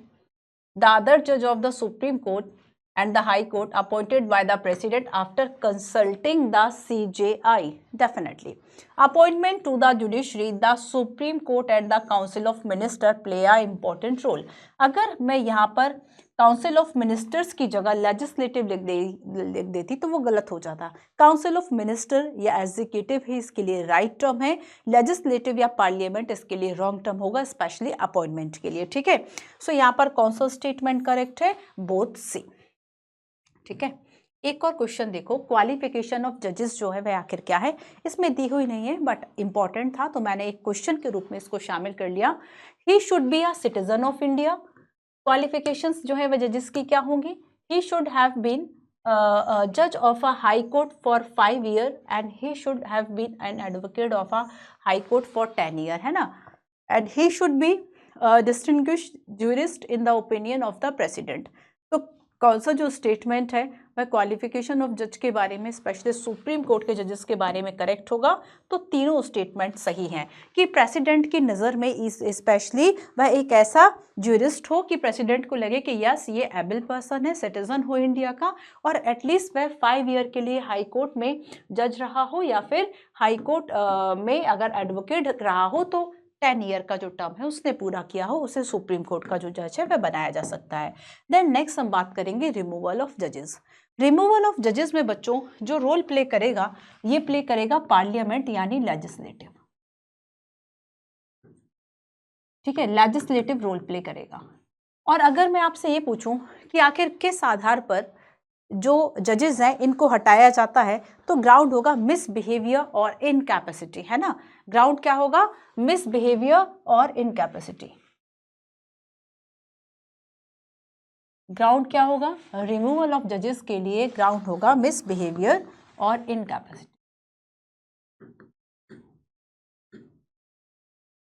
मिसबिहेवियर एंड इनकैपेसिटी, कदाचार और अक्षमता के आधार पर उन्हें उनके पद से हटाया जाता है। बट रिमूवल का जो प्रोसेस है वह डिफिकल्ट प्रोसेस रखा गया है, ताकि ऐसा ना हो कि मान लीजिए कोई जज ने ऐसा डिसीजन दे दिया कि गवर्नमेंट जो भी है उस वक्त की उसको पसंद नहीं आया और उस जज को हटा दिया। तो यहाँ पर जो रिमूवल का प्रोसेस है वो बहुत डिफिकल्ट दिया गया है। ठीक है, it is clear from this procedure that removal of a जज is a very difficult procedure and unless there is a general consensus among member of the parliament, a judge cannot be removed. It should also be noted that while in making appointment, the executive play a crucial role and legislature has the power of removal. अब यहाँ पर आ गया important, legislature का जो role है बच्चों, इस बात को याद रखो, legislature has the power of removal, जबकि executive play a crucial role किसमें? appointments में, है ना। तो appointments की बात होगी तो executive का रोल आएगा, और जब इनकी removal की बात होगी तो legislature का रोल आएगा। क्लियर हो गया? So this has ensured both balance of power and independence of the judiciary. So far, only one case removal of a judge of the Supreme Court came up of the consideration before Parliament. Supreme court, देखो supreme court के जो भी जजेस होंगे या फिर high court के जो भी जजेस होंगे, उनके आचरण पर बहस तब तक नहीं हो सकती जब तक कि उनके खिलाफ रिमूवल का जो प्रोसेस है वह नहीं चालू होता। सामान्यतः इम्पीचमेंट वर्ड कहीं कहीं मिल जाता है आपको, बट याद रखना कि हमारे कॉन्स्टिट्यूशन में प्रॉपरली जो इम्पीचमेंट वर्ड है वह यूज किया गया है केवल प्रेसिडेंट को हटाने के लिए, महाभियोग की प्रक्रिया। अदरवाइज आपको यहाँ पर जो वर्ड दिखाई देगा ये रिमूवल वर्ड, हटाना वर्ड है ना, इम्पीचमेंट वर्ड नहीं है, हटाना वर्ड है, हटाना, रिमूवल, ठीक है। एंड इन केस दो द मोशन गॉट 2/3 मेजोरिटी, देखो बच्चों 2/3 बहुमत जो स्पेशल मेजोरिटी है, इसके द्वारा ही जब पारित हो जाए कोई रेजोल्यूशन प्रस्ताव, तभी जो जजेस हैं इनको हटाया जा सकता है, ठीक है, क्लियर। इसके अलावा नहीं हटाया जा सकता। क्वेश्चन देखो, A judge of Supreme Court or High Court can be removed only on the ground of proven misbehavior and incapacity, and a motion containing the charge against the judge must be approved by special majority in Lok Sabha. In Lok Sabha लिख दिया मैंने, अभी आपको लोकसभा बताया क्या? नहीं है ना, लोकसभा नहीं, बल्कि हम यहाँ पे दोनों सदनों की बात कर रहे हैं। चलिए अब हम आएंगे स्ट्रक्चर ऑफ द जुडिशरी। अच्छा, 1991 में आपको पता है first ever motion to remove a Supreme court, और सुप्रीम कोर्ट में पहली बार रिमूवल के लिए जो हम कह सकते हैं कि मोशन आया गया था, जिसमें कि वी रामास्वामी के खिलाफ आया था। वी रामास्वामी जो जस्टिस थे उनके खिलाफ आया हुआ था, ठीक है, 1991 में। सो आपको दो बातें याद रखना है कि ये डिफिकल्ट प्रोसीजर है इनके रिमूवल का, क्योंकि 2/3 मेजोरिटी से जो है वह पारित होना चाहिए जो लेजिस्लेटिव है इसके द्वारा, और साथ में ग्राउंड क्या होगा, मिसबिहेवियर, इनकैपेसिटी। अब तक किसी जज को इस आधार पर नहीं हटाया गया है, ठीक है। जैसे कि हम देखेंगे इसमें कुछ एग्जाम्पल्स दिए हुए हैं, unsuccessful attempt to remove a जज, है ना, और इसमें एग्जाम्पल दिया हुआ है कि जैसे कि वी रामास्वामी जो कि एक guilty of wilful and gross misuse of office. लेकिन यहाँ पर हम देखेंगे कि इनका ये था कि भाई इन्होंने जो फंड है वह यूज़ किया, कुछ फाइनेंशियल जो अनियमितता है, वित्तीय अनियमितता के चलते इनके खिलाफ रिमूवल का प्रोसीजर लाया गया था, लेकिन वो हो ना सका, ठीक है। चलिए, सो यहाँ पर रिमूवल ऑफ जजेस हमने देख लिया। नेक्स्ट हम देखेंगे structure of the judiciary. Structure of the judiciary पहले ही बात कर चुके कि इंटीग्रेटेड सिस्टम है। इंटीग्रेटेड सिस्टम दो आधारों पर है, एक बार इस बात को समझ लो। इंटीग्रेटेड सिस्टम कैसे है, चलो आप यहीं पे बता देती हूँ। देखो, सबसे पहले तो हमने देखा इंटीग्रेटेड है, जुड़ा हुआ है, और ये जो है पूरा जो स्ट्रक्चर है बच्चों, ये कैसा स्ट्रक्चर है, ये पिरामिडल स्ट्रक्चर है। जैसे कि पिरामिड होता है ना, पिरामिडल स्ट्रक्चर है इस तरह से, ठीक है। और हमने देखा कि यहाँ पर जो टॉप है, टॉप पे सुप्रीम कोर्ट है, फिर उसके जो है वह अधीन बिलो हम कह सकते हैं हाई कोर्ट्स हैं, इसके बाद district court, subordinate court and tribunals है, ठीक है, क्लियर है। सो सिंगल इंटीग्रेटेड जुडिशियल सिस्टम है, इस बात को हम समझ चुके हैं। इस पॉइंट को भी यहाँ पर लिख लो, सिंगल एंड इंटीग्रेटेड। इंटीग्रेटेड क्यों कहा, इंटीग्रेटेड दो आधारों पर कहा जाता है, इंटीग्रेटेड एकीकृत, जुड़ा हुआ, ठीक है, इंटीग्रेटेड जुडिशियल सिस्टम है, ठीक है। अब देखो बच्चों, जैसे कि सुप्रीम कोर्ट जो है वह अपेक्स कोर्ट है, ठीक है, सुप्रीम कोर्ट अपेक्स कोर्ट है, supreme court at the top, then high court below them, then high court below them, and district and subordinate court at the lower level, ठीक है, district and subordinate court at the lower level. तो यहाँ पर सबसे ऊपर top पे क्या है, सुप्रीम कोर्ट है, जो कि अपेक्स कोर्ट है, ठीक है, शीर्ष पर बैठा हुआ है। ये कैसा कोर्ट है बच्चों, ये अपेक्स कोर्ट है। So it decision are binding on all courts, जो सुप्रीम कोर्ट के डिसीजंस हैं वो सभी पर क्या है, बाइंडिंग है ना। ये पहली बात हो गई कि हमारा जो जुडिशियल पूरा सिस्टम है, जुडिशरी सिस्टम है, वह इंटीग्रेटेड है, क्योंकि जो डिसीजंस होंगे टॉप या हायर लेवल के कोर्ट्स के, वो बाकी कोर्ट्स पर जो उनके बिलो होंगी उस पर क्या होंगे, बाइंडिंग होंगे, बाध्य होंगे, है ना। एंड कैन ट्रांसफर जज of high court, can move cases for any court to itself, can transfer cases for high court to another। ये सुप्रीम कोर्ट का पावर।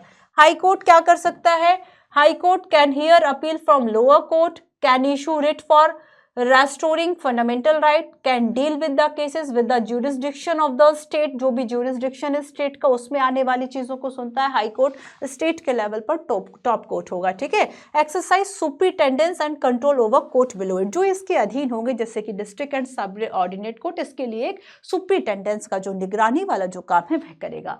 डिस्ट्रिक्ट कोर्ट की बात करेंगे, जो जिला कोर्ट होते हैं, deal with the cases arising in the district, जो भी जिला स्तर पर जो भी है, जो भी डिस्ट्रिक्ट है, डिस्ट्रिक्ट लेवल पर जो भी केसेस उठ रहे हैं उसको देखेगा। Consider appeal on decision given by lower court, lower court से जो भी अपील होंगी उसको कंसीडर करेगा। Decide cases involving serial criminal offences and subordinate court consider cases of civil and criminal nature. So ये अधीनस्थ कोर्ट होंगे, तो बेसिकली इंटीग्रेटेड है। तो इंटीग्रेटेड का पहला आपने देख लिया कि जो अपेक्स कोर्ट होंगे या जो अपर लेवल के कोर्ट होंगे उनके डिसीजंस बाइंडिंग होंगे,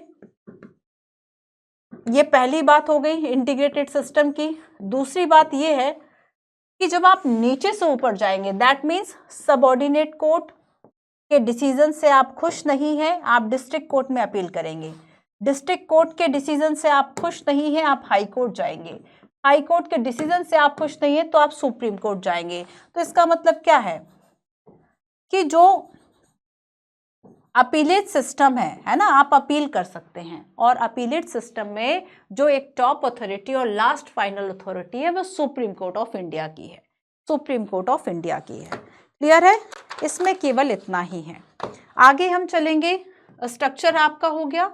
अब थोड़ी सी हम बात करेंगे ज्यूरिसडिक्शन की। ज्यूरिसडिक्शन मतलब अधिकार क्षेत्र, क्या क्या अधिकार है सुप्रीम कोर्ट के पास, है ना। तो यहाँ पर हम अधिकार क्षेत्र की बात करेंगे, ज्यूरिसडिक्शन की बात करेंगे।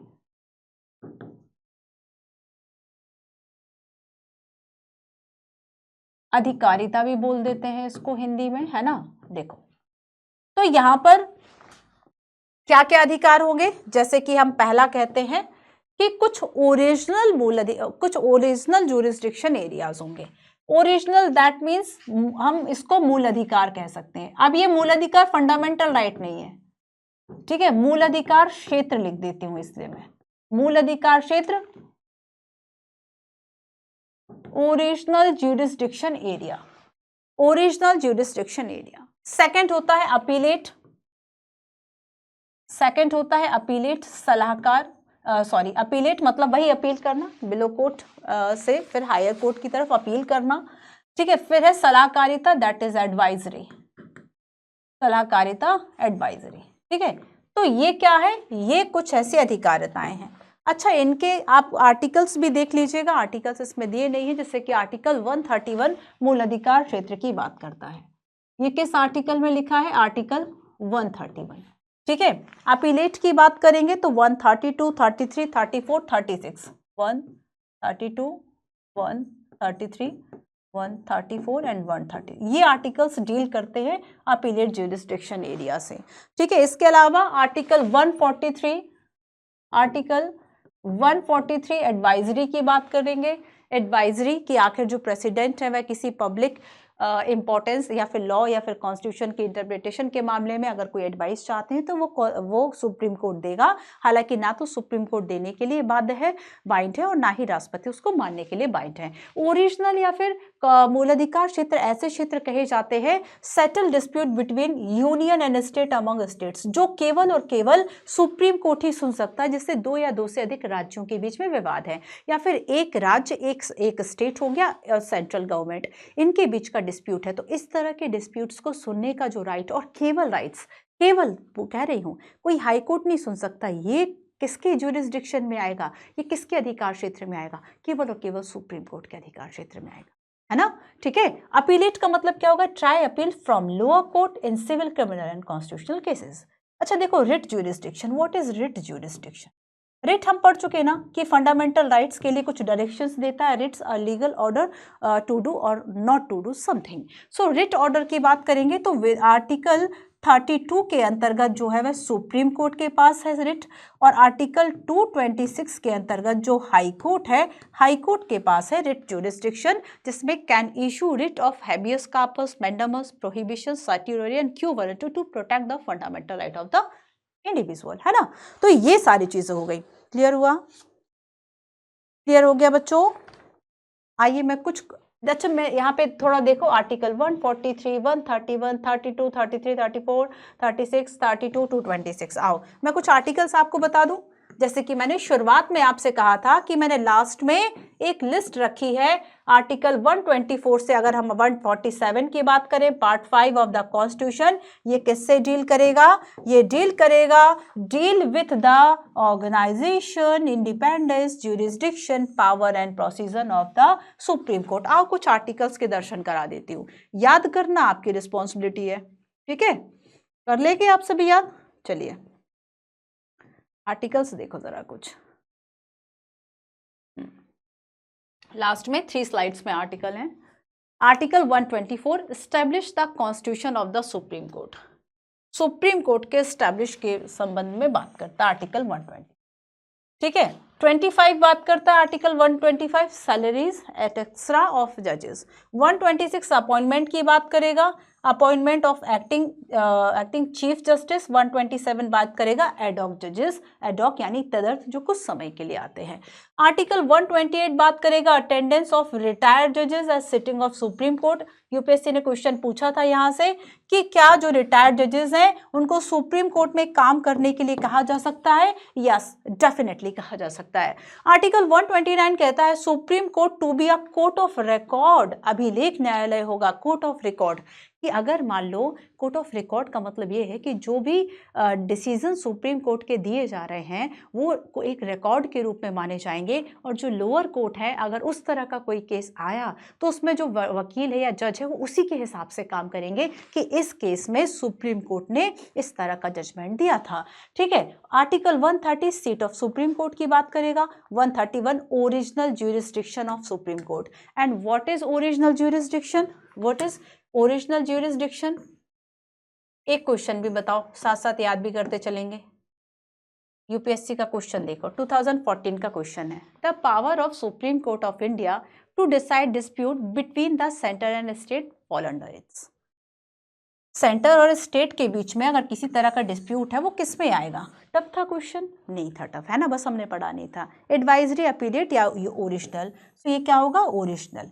इसको ओरिजिनल इसलिए कहा जाता है क्योंकि ये जो केसेस हैं वह सिर्फ और सिर्फ सुप्रीम कोर्ट में ही सुने जाते हैं। So jurisdiction of and power of supreme court, original jurisdiction article 131 के अंतर्गत आएगा, जिसमें अगर डिस्प्यूट होता है स्टेट एंड सेंटर के बीच में, स्टेट एंड अदर स्टेट के बीच में, सेंटर एंड स्टेट के बीच में, on one side and other state on other side. So original jurisdiction of the supreme court extend to any dispute between the goal and the more state, ठीक है। तो यहाँ पे आपको याद रखना है कि ज्यूरिसडिक्शन पावर ये हो गई। Original jurisdiction mean cases that can be directly considered by Supreme Court without going to the lower court before that। तो ओरिजिनल का मतलब क्या है? Consider the following statement about original jurisdiction। So original jurisdiction इसलिए कहा जाता है, मूल अधिकार क्षेत्र इसलिए कहा जाता है कि ये जो निर्णय है, ये जो डिस्प्यूट्स हैं वो लोअर कोर्ट से हाई कोर्ट में नहीं आए हैं, या फिर हाई कोर्ट से जो है वो सुप्रीम कोर्ट में नहीं आए, बल्कि ये केवल और केवल सुप्रीम कोर्ट ही इसको सुन सकता है। It is called original jurisdiction because the supreme court alone has the power to deal with such cases.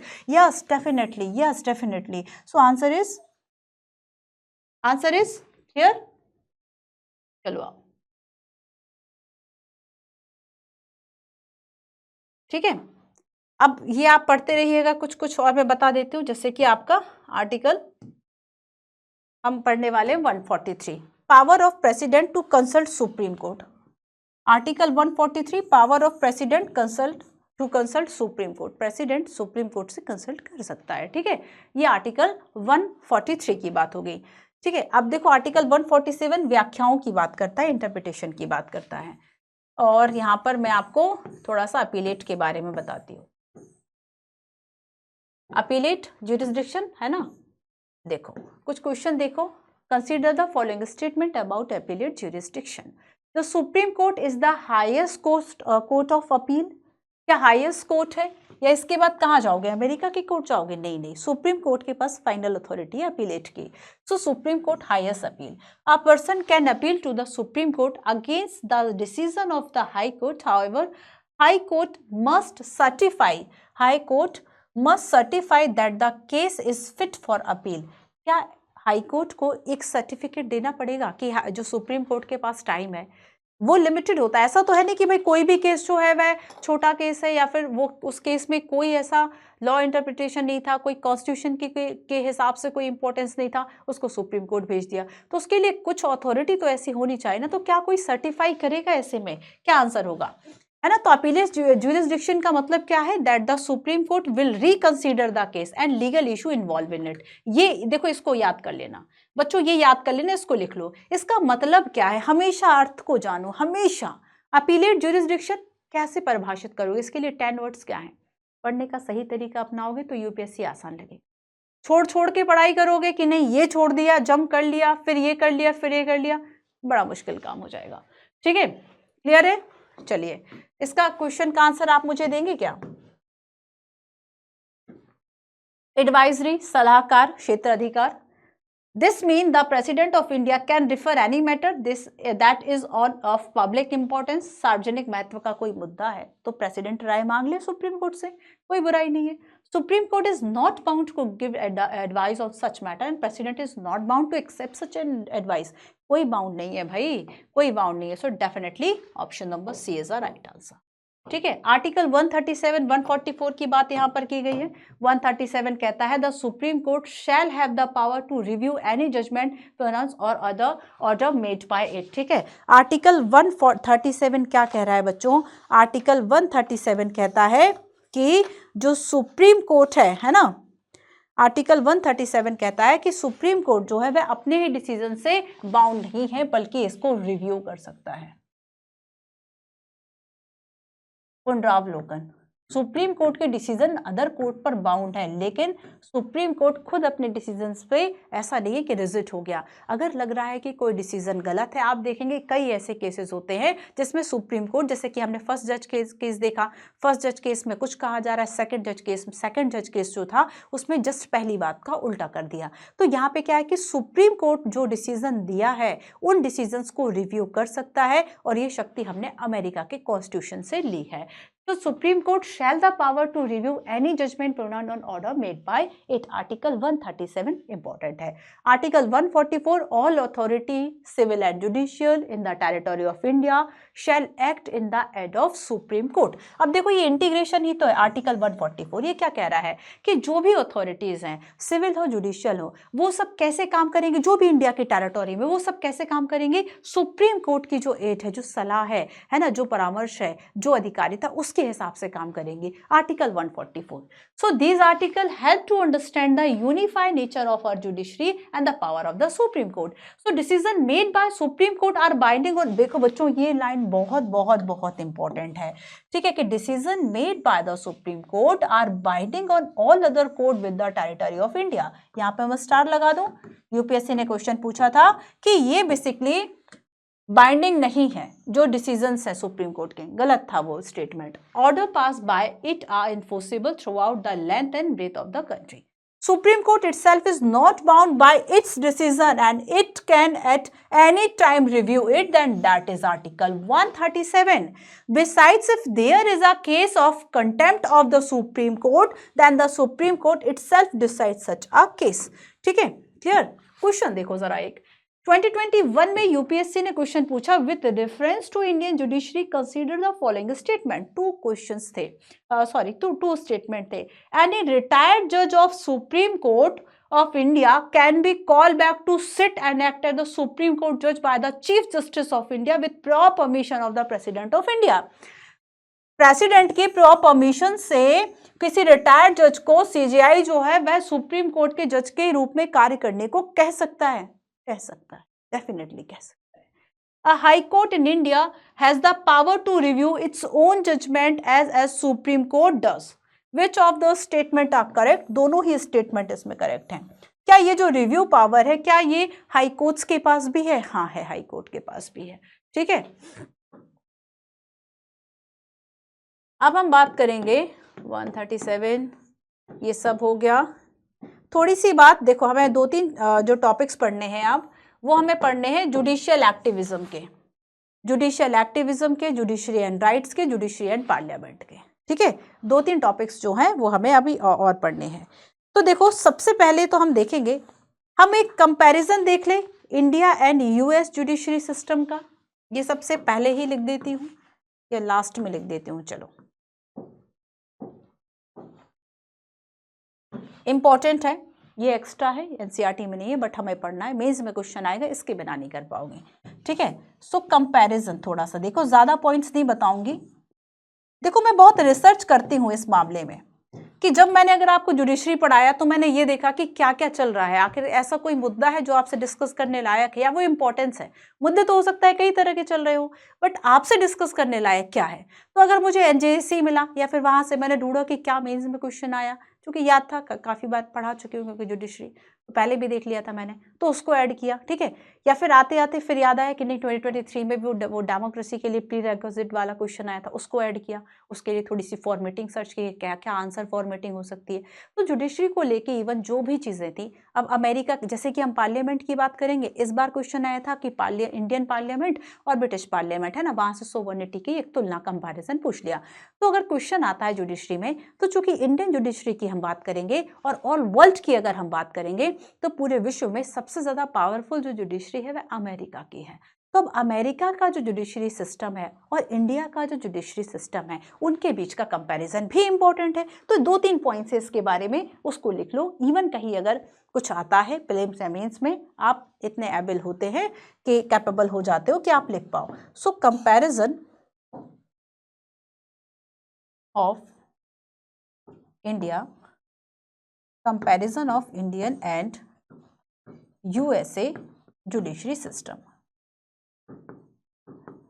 Judiciary system, ठीक है।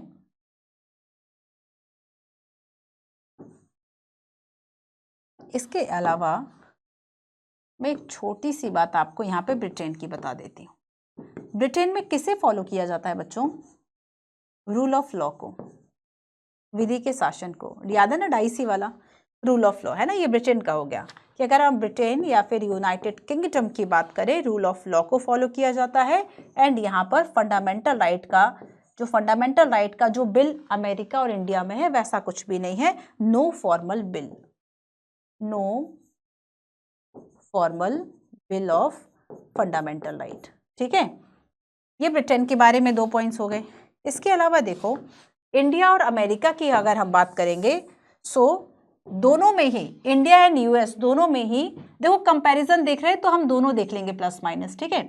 सो इंडिया एंड यूएसए दोनों में ही कॉन्स्टिट्यूशन का बड़ा ही इंपॉर्टेंट है। कॉन्स्टिट्यूशन को बड़े ही इंपॉर्टेंस और सुपरमेसी जो है यहां पर दी गई है। तो कॉन्स्टिट्यूशन एक्ट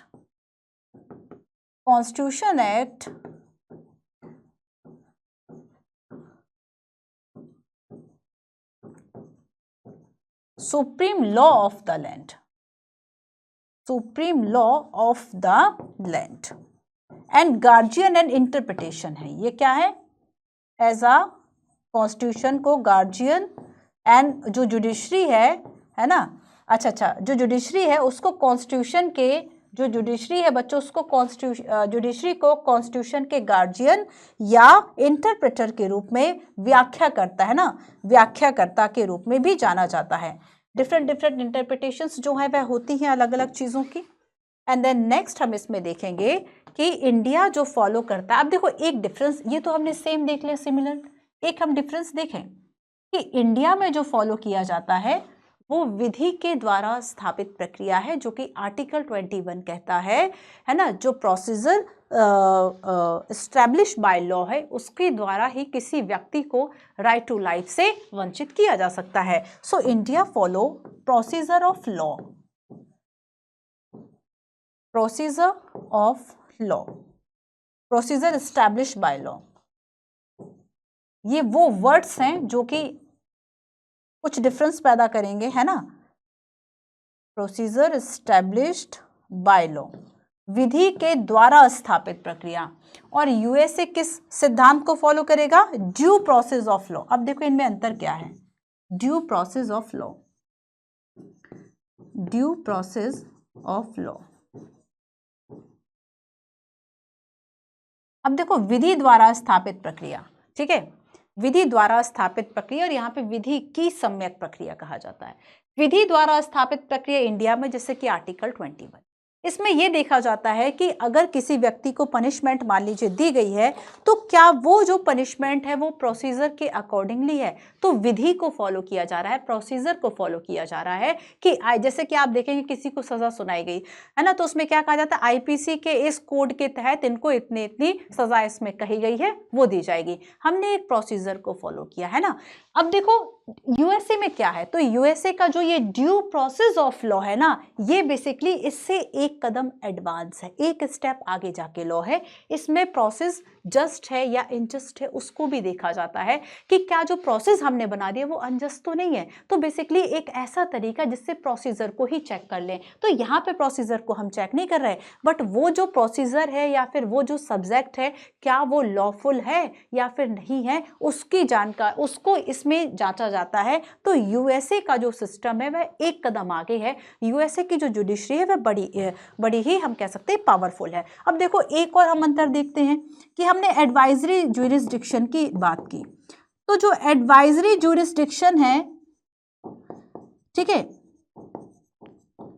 ये देखो इंडिया में तो है, ठीक है, इंडिया में है, बट यूएसए में इसका कोई प्रोविजन नहीं किया गया है। यूएसए में ऐसा कोई प्रोविजन नहीं है कि कोई एडवाइजरी जो ज्यूरिसडिक्शन है वो भी हमने तय कर दिया जुडिशरी के लिए, ऐसा कुछ नहीं है, ठीक है।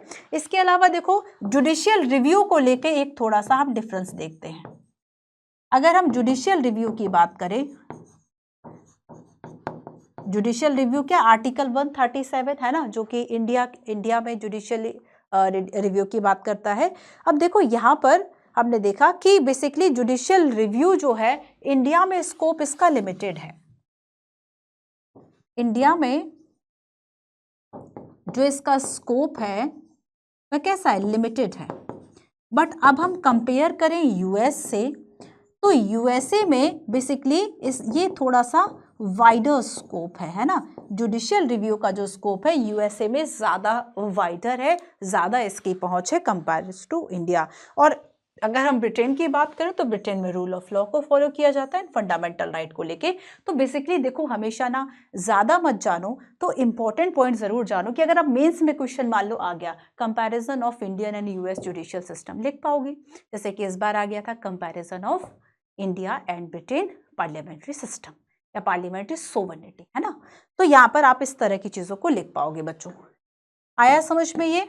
चलो आगे चलते हैं। सो बेसिकली देखो जुडिशियल एक्टिविज्म मतलब क्या है, एक्टिविज्म का मतलब क्या है, एक्टिव या प्रोएक्टिव हो जाना।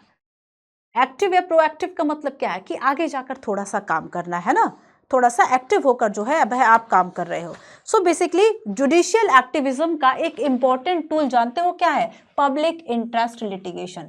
पब्लिक इंटरेस्ट लिटिगेशन, जनहित याचिका, जनहित याचिका, पब्लिक इंटरेस्ट लिटिगेशन। इसका मतलब क्या है, जनहित मतलब पब्लिक के इंटरेस्ट में अगर कोई रिट या पिटीशन सुप्रीम कोर्ट में दायर की गई है। पहले क्या होता था, नॉर्मल अगर हम लॉ की बात करें, ये नॉर्मल कोर्स ऑफ लॉ एक ऐसा पर्सन जिसके राइट्स का वायलेशन हुआ है। अब देखो इसको ध्यान से पढ़ना, ठीक है। तो आखिर ये कैसे इमर्ज हुआ? So normal course of law की अगर हम बात करें, so an individual can approach the court only if she personally aggrieved that is say a person whose right have been violated or who is involved in a dispute could move to the court of law. तो यहाँ पर ये कहा गया बच्चों कि जो person जिसके राइट वायलेट हुए हैं वो कोर्ट जा रहा है, जो पर्सन जिसके राइट वायलेट हुए हैं वो कोर्ट जा रहा है। ये नॉर्मल कोर्स था। अब ये जुडिशियल एक्टिविज्म का इंपॉर्टेंट टूल है पब्लिक इंटरेस्ट लिटिगेशन, जिसके कि हम देख सकते हैं कि इसके फादर ऑफ पीआईएल की हम बात करें तो ये जस्टिस पीएन भगवती कहे जाते हैं, ठीक है। सो देखो इसमें बेसिकली ये था कि जो जस्टिस का एक्सेस है वह लोगों तक पहुंचाने के लिए एक इम्पॉर्टेंट तरीका है। हर व्यक्ति तो पॉसिबल है नहीं कि वो कोर्ट जा सके, तब ऐसे में उसके बिहाफ पे कोई और कोर्ट चला जाए, कोई और पिटीशन डाल दे, या फिर अगर पब्लिक इंटरेस्ट से रिलेटेड कोई ऐसा मामला है तो उसके लिए कोर्ट में जो बात है वह कही जाए या फिर कोर्ट में पिटीशन दायर कर दी जाए। तो ये क्या हो गया, ये पब्लिक इंटरेस्ट लिटिगेशन हो गया। और इसमें सुप्रीम कोर्ट जो है वह भी खुद से सुई मोटो जो कॉग्निजेंस है वह कर सकती है और इसको गो हेड कर सकती है। So the concept of underwent are change around 1979 and 1979 the court set the trend when it decide to hear a case where the case was filed not by the aggrieved person by other on their behalf. तो यहाँ पर क्या है कि किसी और ने उनके बिहाफ पे, चाहे हो सकता है वो कोई ऑर्गेनाइजेशन हो, है ना। अब पब्लिक इंटरेस्ट जैसे कि किसी ने एनवायरनमेंट को लेके कर दिया कि इतना ज़्यादा जो एयर पॉल्यूशन है वह हो रहा है, WHO कहता है कि जैसे ठंड बढ़ जाती है दिल्ली में जो हार्ट अटैक की प्रॉब्लम है वह बढ़ जाती है, या इस तरह की कार्डियो प्रॉब्लम्स बढ़ने लगती है। ऑर्गेनाइजेशन, कोई भी ऑर्गेनाइजेशन हो सकता है, कोई भी संगठन हो सकता है, कोई व्यक्ति हो सकता है। तो बेसिकली अगर कोई इशू है जो पब्लिक इंटरेस्ट का है तो उसको लेकर जो पिटिशन है वह कोर्ट में दायर की जा सकती है। तो बेसिकली अब क्या है कि अब केवल वो व्यक्ति कोर्ट नहीं जा रहा है जिसको की प्रॉब्लम थी, उसके बिहाफ पे कोई और जा रहा है। That is called public interest litigation. और PIL का जुडिशियल एक्टिविज्म का टूल है। अब देखो जैसे कि हम देखेंगे, and this open a gate of large number in the case where public spirit citizen and voluntary जो organizations से sought judicial intervention to protection of the existing right and betterment of the life conditions of the poor। अब देखो यहाँ पर क्या है कि पहली जो थी वह हुसैन आरा खातून वर्सेस बिहार केस में जारी की गई थी। ये कुछ पहली याचिकाएं थी। इसमें क्या किया गया था बच्चों, 1979 में क्या किया था कि न्यूज़पेपर में एक रिपोर्ट पब्लिश होती है जो अंडर ट्रायल जो प्रिजनर्स थे ना, कैदी, और बेसिकली ये कहा जाता है कि मान लो अगर ये 40,000 कैदी जो हैं वह बंद हैं जेल में और ये अंडर ट्रायल हैं, ट्रायल प्रोसेस कंप्लीट नहीं हुआ। अगर मान लो इनको जिस केस में गिरफ्तार किया था अगर इनकी सुनवाई होती और जो इनको सजा मिलती ना, उससे ज्यादा समय से तो ये जेल में बंद है। मान लो कोई 20 साल से जेल में बंद है, अगर उसने कहीं कोई हत्या भी की होगी तब भी उसको 14 साल की जेल थी। तो यहाँ पर क्या है बच्चों कि देखो basically prisoners in Bihar who had spent long year in jail longer than they would have spent if they had been punished for the offences for which they were arrested. तो जिसके लिए वो अरेस्टेड किए गए थे उससे ज्यादा उनको सजा मिल चुकी है और उनमें ट्रायल नहीं हुआ, इनको रिहा कराया गया। ये कुछ PIL है जो कि पहले पेश की गई थी। ठीक है, तो ये जुडिशियल एक्टिविज्म का सबसे इंपॉर्टेंट जो टूल है वह क्या है, पब्लिक इंटरेस्ट लिटिगेशन है ना, पब्लिक इंटरेस्ट लिटिगेशन है। आया समझ में? अब आगे हम चलेंगे।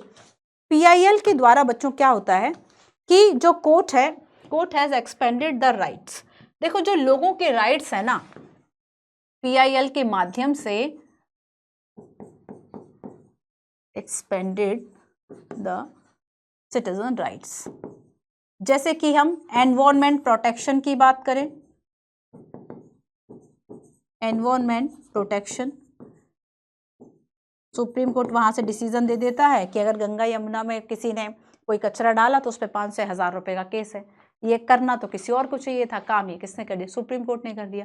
जुडिशियल एक्टिविज्म के रूप में इसको बेसिकली देखा जाता है। ठीक है, सो बेसिकली जैसे कि अनपॉल्यूटेड वाटर ये भी एक्सपेंडेड ऑफ राइट के रूप में देखा जाता है।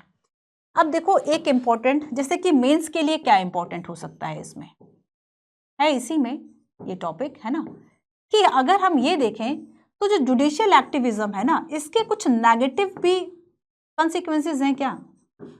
जुडिशियल एक्टिविज्म, जुडिशरी ने आगे बढ़ के तो काम किया। अच्छा देखो जुडिशियल एक्टिविज्म में क्या है कि जो बेसिकली PIL है, पब्लिक इंटरेस्ट लिटिगेशन, ठीक है, ये idea of a proactive judiciary है, idea of a proactive judiciary. इसमें देखो बच्चों, और जो ये कहा जाता है कि जब ऑलरेडी कई करोड़ों ऐसे केसेस है जो कि सुप्रीम कोर्ट में पड़े हैं, तो क्यों ना पहले उन केसेस को निपटाएं। अब नया काम ले लो, पुराना काम सारा डला है। तो यहाँ पर क्या है कि ओवरबर्डन जो है वह इसके एक नेगेटिव कंसिक्वेंसेस के रूप में देखा जाता है कि ऑलरेडी जो कोर्ट है ना, उनके पास क्या है, ओवरबर्डन है, ओवरबर्डन द कोर्ट्स, और ये और ज्यादा जो बोझ हैं वह डाल देते हैं कोर्ट पे इस तरह के PIL।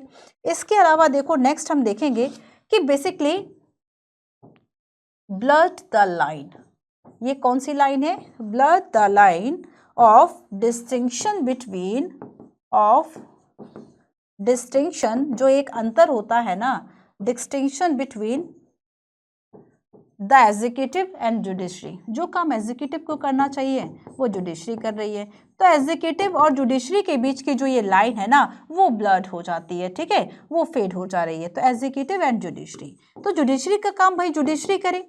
इसके अलावा लास्ट ये कहा जाता है कि देखो डेमोक्रेसी का एक पिलर है सेपरेशन ऑफ पावर। डेमोक्रेसी का एक इंपॉर्टेंट पिलर है separation of power.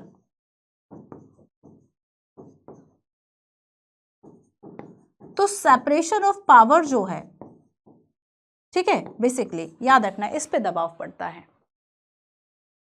So creating strain on this democratic principle, जिसमें कि एग्जीक्यूटिव का काम कुछ और है, जुडिशरी का काम कुछ और है, लेजिस्लेटिव का काम कुछ और है, बट यहाँ पे जुडिशरी जो है वह लेजिस्लेटिव और एग्जीक्यूटिव दोनों का काम संभाल रही है, एक प्रोएक्टिव तरीके से काम कर रही है।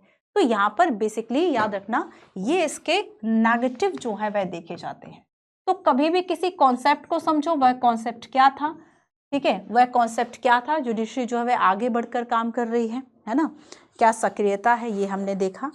और इसके अलावा देखो एक और यहाँ पे आप पॉइंट देखेंगे।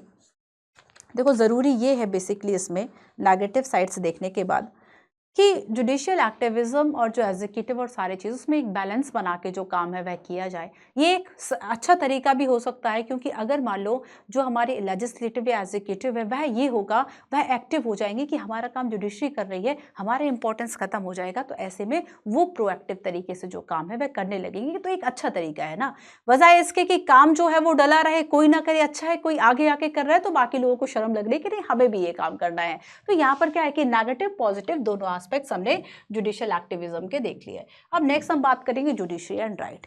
देखो हमारे राइट्स के एक प्रोटेक्टर के रूप में सुप्रीम कोर्ट है। अगर फंडामेंटल राइट का वायलेशन हो रहा है, आप डायरेक्ट रिट दायर कर रहे हैं, तो सुप्रीम कोर्ट क्या कर रहा है, हमारे जो राइट्स है उनके प्रोटेक्शन का काम कर रहा है। आर्टिकल 32 के अंतर्गत आप सुप्रीम कोर्ट जा रहे हैं, आर्टिकल 226 के अंतर्गत आप हाई कोर्ट जा रहे हैं, ठीक है, आर्टिकल 226 के अंतर्गत आप क्या कर रहे हैं, हाई कोर्ट जा रहे हैं। तो बेसिकली हम देखेंगे कि दो इंपॉर्टेंट काम है यहाँ पर। First can restore fundamental right by issuing writ of, जो रिट्स है उसको इशू करता है, जैसे कि जो हमने habeas corpus, mandamus, certiorari kind of बात की, आर्टिकल 32 के अंदर सुप्रीम कोर्ट, 226 हाई कोर्ट, है ना। And secondly the supreme court can declare the concern law as unconstitutional and therefore non operational, article 13। Article 13 देखो यहाँ पे 3 आर्टिकल्स मैंने आपको बताए,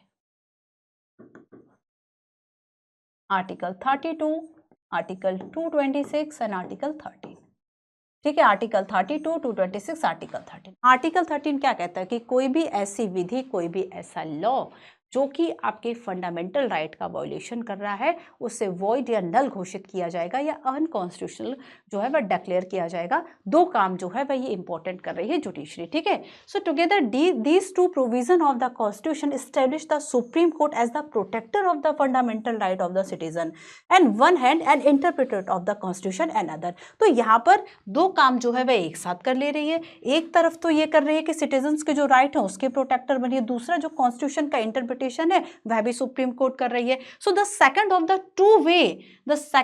the two way mentioned above involve judicial review. ध्यान रखना कि जुडिशियल रिव्यू की अगर हम बात करेंगे तो देखो बच्चों, जो आर्टिकल 137 की हमने बात की थी ना कि यहाँ पर रिव्यू की तो बात की गई थी, पर जो जुडिशियल रिव्यू अगर हम प्रॉपर वर्ड की बात करें ना तो प्रॉपर ये जो वर्ड है ना, ये जो वर्ड है ये बेसिकली कॉन्स्टिट्यूशन में डायरेक्ट नहीं लिखा है, ठीक है, ये जो टर्म है वो डायरेक्ट इसको मेंशन नहीं किया गया है। So basically judicial review article 13 जो है वह इसके लिए ग्राउंड देता है, क्योंकि आर्टिकल 13 कहता है कोई भी ऐसा लॉ जो फंडामेंटल राइट का वायलेशन करेगा उसको वॉइड या नल घोषित किया जा सकता है ना, उसको डिक्लेयर किया जाएगा अनकॉन्स्टिट्यूशनल। तो आर्टिकल 13 में ये बात कही गई। तो यहाँ पर देखो आर्टिकल 13 जो है बच्चों वो आपको एक आधार दे रहा है कि आप उसकी जांच कर सकें, आप उसको रिव्यू कर सकें। सो जुडिशियल, अगर हम रिव्यू की बात करेंगे, रिव्यू का मतलब है that the judiciary can interpret the constitution and the law pass by the legislature. इस बात को आप लिख लो,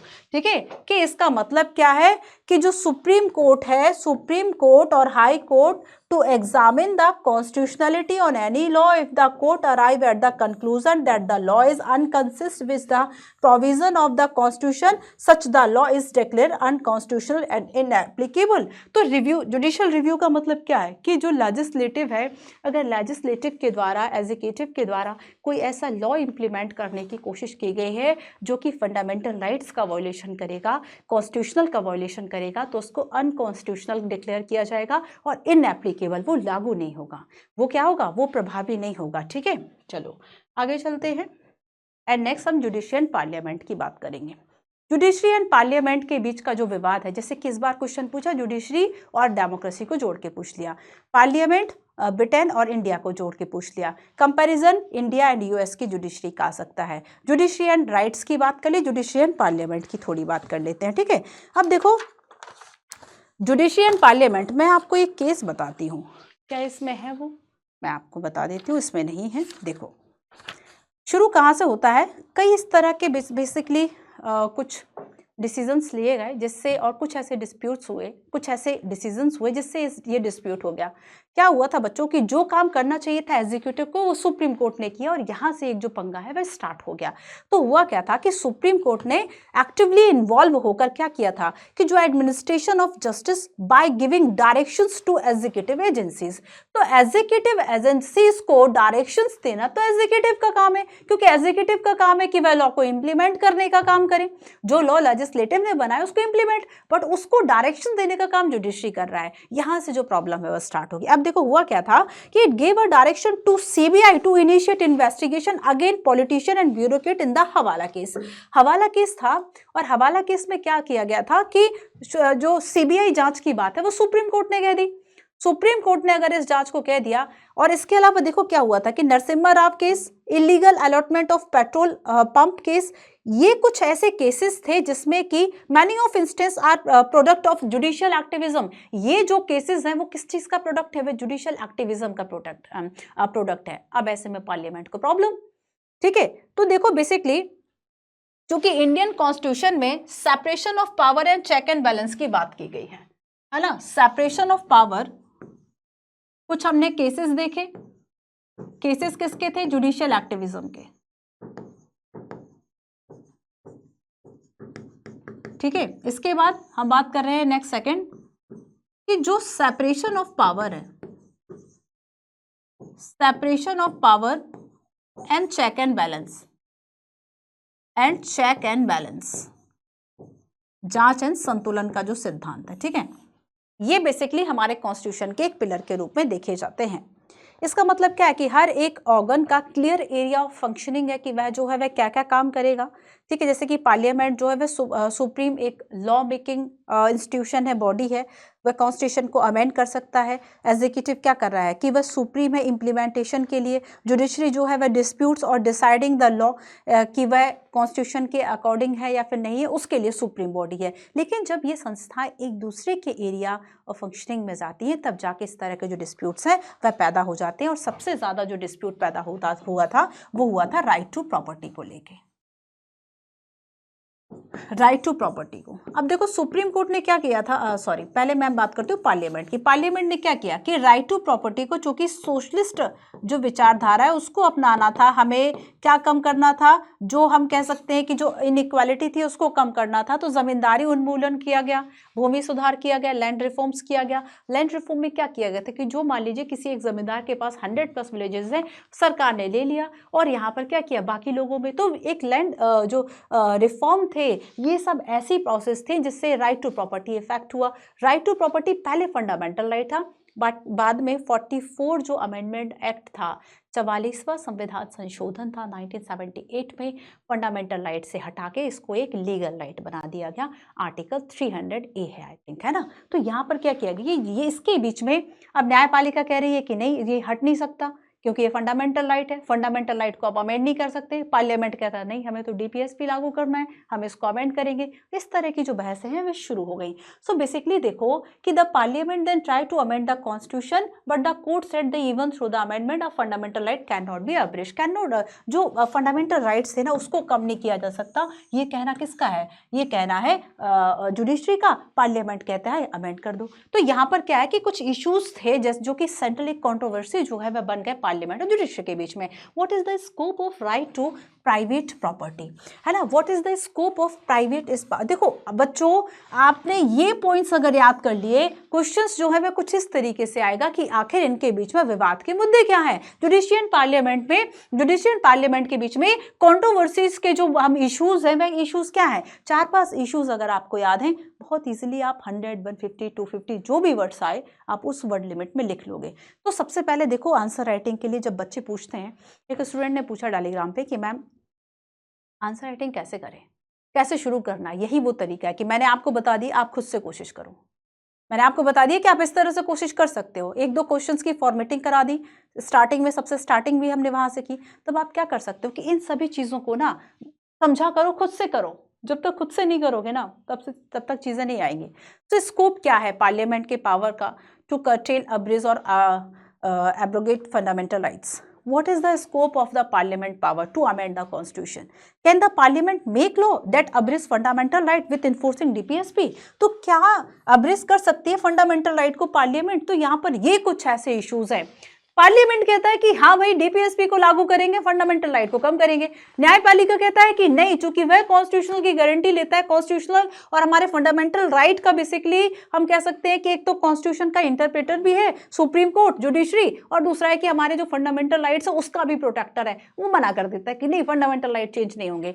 वहां पे पार्लियामेंट कहता है कि ऐसा सोसाइटी के लिए जरूरी है। न्यायपालिका कहता नहीं, व्यक्ति के लिए राइट टू जो प्रॉपर्टी है वह जरूरी है, क्योंकि फंडामेंटल राइट का हिस्सा है। फंडामेंटल राइट कॉन्स्टिट्यूशन का एक ऐसा अभिन्न अंग है, उसको अलग नहीं किया जा सकता, मतलब डेमोक्रेसी और सारी चीजों पे नेगेटिव इंपैक्ट आएगा, एडवर्स इफेक्ट आएगा। तो यहाँ पर क्या है कि जुडिशरी, पार्लियामेंट अपने अपने जो चीजें हैं वह रखते रह रहे हैं। ठीक है, तो ये कुछ कॉन्ट्रोवर्सी के इश्यूज हो गए। एक क्वेश्चन देखो, इन इंडिया, मैंने जुडिशियल रिव्यू आपको बताया, इन इंडिया केवल judicial review fill in the blank दे दिया। इसका मतलब क्या है? तभी मैंने आपसे कहा बच्चों, जब भी आप इस तरह के टर्मिनोलॉजीज देखो हमेशा उसको 10 या 20 शब्द में जानो कि इसका मतलब आखिर क्या है। Judicial review imply fill in the blank 2017 का क्वेश्चन। Power of judiciary to pronounce upon the constitutionality of law and executive order. जो लॉ है उसकी कॉन्स्टिट्यूशनलिटी जो है, संवैधानिकता की जांच करना, और जो एग्जीक्यूटिव ऑर्डर है उनकी संवैधानिकता की जांच करना, that is called judicial review. That is called judicial review. So judiciary has the power to review any law or executive action that is considered violating the provision of the constitution. This power is exercised through the process of judicial review. तो अगर वह किसी भी इस तरह के executive actions को, law को वह चेक कर रहा है, रिव्यू कर रहा है कि वह कॉन्स्टिट्यूशनल के अगेंस्ट तो नहीं है, कॉन्स्टिट्यूशन के अगेंस्ट तो नहीं है, यही जुडिशियल रिव्यू हो गया। ठीक है, so which is the power of the judiciary to declare a law or executive actions unconstitutional. अब देखो जुडिशियल रिव्यू, जुडिशियल रिव्यू क्या है? In term of judicial review refer to the power, the ability of High Court and the Supreme Court to review law or judgment to ensure that they do not violate constitutional or legal provision. ठीक है, clear है? तो ये जो ability है judicial review की वह high court और सुप्रीम कोर्ट दोनों के पास है। डू नॉट वायलेट, देखो यहां से पढ़ो बच्चों, फिर से पढ़ो यहां से, डू नॉट वायलेट कॉन्स्टिट्यूशनल और लीगल प्रोविजंस। ठीक है, that is called judicial review, that is called judicial review. And Article 13 हमें एक आधार देता है जिसमें ये कहा गया, state that courts can review government order, legislations by law, rule, regulations, notifications and any law in force or Indian territory. तो courts जो है वह इसमें रिव्यू कर सकता है। अब इसमें आर्टिकल 13 जुडिशियल रिव्यू के लिए आपको एक आधार देता है, इसमें जुडिशियल रिव्यू जो वर्ड है वह नहीं लिखा हुआ है। ठीक है, सो जुडिशियल रिव्यू क्या है हमने देख लिया, एक power to review any act or order of legislative and executive wing to pronounce upon the constitutional validity when challenge by the affected person. ठीक है, तो यही जो है वह यहाँ पे पूछा गया था। क्लियर? अच्छा, कुछ आर्टिकल्स जो मैंने आपको बताए बच्चों ये याद कर लेना। एक लास्ट क्वेश्चन देखो, कंसीडर द फॉलोइंग स्टेटमेंट, 2019 का क्वेश्चन है, यूपीएससी ने पूछा था। 44 amendment to the constitution of India introduce in an article placing the election of the PM beyond judicial review. आप इसको पढ़ेंगे और मुझे आंसर बताएंगे, है ना। And the supreme court of India struck down 1919 amendment. ये एनजेएसी की बात हो रही है, एनजेएसी की बात, जो कि मेंस में भी आ चुका, प्रीलिम्स में भी आ चुका है ना। Constitution of India as being violated independence of the judiciary. ठीक है, तो आप इसको पढ़ लीजिएगा, थोड़ा सर्च करना है। इसमें जो सेकंड स्टेटमेंट है वह सही है, फर्स्ट स्टेटमेंट जो है वह रॉन्ग है। ठीक है, अब लास्ट हम कंक्लूजन पे आते हैं। Comparison of India and US judiciary and Britain की भी बात हमने कर ली, है ना। आई होप आपको बहुत सारी जो चीज़ें हैं वे इससे पढ़ते समझ में आएंगी आपको इस क्लास के बाद। थोड़ा सा कंक्लूजन देखते हैं, व्हाट इज द कंक्लूजन, मतलब इस पूरे चैप्टर का जो है वह कंक्लूजन क्या रहा। कंक्लूजन ये है, we have studied the role of judiciary in a democratic structure. देखो, इस तरह के कंक्लूजन जब पढ़ोगे ना तो मेंस में जो क्वेश्चन पूछा जाता है ना उसका आंसर लिख पाओगे। जैसे कि सबसे फर्स्ट हमने एक क्वेश्चन को देखा यूपीएससी मेंस 2023 का, कि इंडिपेंडेंस जो जुडिशरी, इंडिपेंडेंट जो जुडिशरी है वह डेमोक्रेसी के लिए प्री रेक्विजिट है, एक पूर्व शर्त है। ठीक है, in spite of the tensions that arose from time to time between the judiciary and the executive and the legislative. ठीक है, the prestige of the judiciary has increase considerable. At the same time, there are many more expectations from the judiciary. Ordinary citizens also wonder how it is possible for many people to get easy acquittal and how witness change their testimony to suit their wealthy and mighty. These are some issues about the judicial. These are the some issues about which our judiciary is concerns to. जैसे कि हमने chapter में देखा कि India a very power, judiciary जो है वह बहुत ज़्यादा पावरफुल है इंडिया में, है ना। So judiciary in India is a very powerful institution and this power has generated much and many hope from it.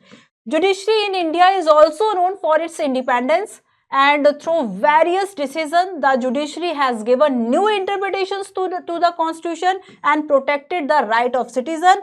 As we saw in the chapter, democracy hinges of the delicate balance of the power between the judiciary and the parliament, and both institutions have to functions within the limitations set by the constitutions. तो ये कुछ इसकी last slide हो गया आपका chapter complete, है ना। अब देखो, आपको वीडियो अगर ऐसा लग रहा है कि मैम ने बहुत सारी चीज़ें एक्स्ट्रा बताई हैं, चूँकि लग रहा होगा आपको, ठीक है, क्योंकि मैंने बताई हैं। तो आज की क्लास में जुडिशरी की हमने बात की, है ना। मैंने आपको एक कोर्स के बारे में बताया, that is rigorous prelims programme. जो बच्चे प्रीलिम्स देने वाले हैं वो इसे ज्वाइन कर सकते हैं, एप्लीकेशन पे जाके इसको सर्च कर लें, rigorous prelims programme UPSC 2024 prelims के लिए। ये टेलीग्राम आईडी है बच्चों, टेलीग्राम आप इसको स्कैन कर लीजिए, या फिर मंजू PW यूपीएससी वाला सर्च करो, इसको ज्वाइन कर लो। ठीक है, मंजू PW यूपीएससी वाला सर्च करो, ज्वाइन कर लो। इंट्रोडक्शन में हमने देखा कि आज की क्लास में हमने क्या क्या पढ़ा। ठीक है, हमने जाना why do we need independent judiciary, appointment removal क्या है, आर्टिकल 124 से 127 मैंने बताया, स्ट्रक्चर एंड जुरिस्डिक्शन की बात की, जुडिशियल एक्टिविज्म की बात की।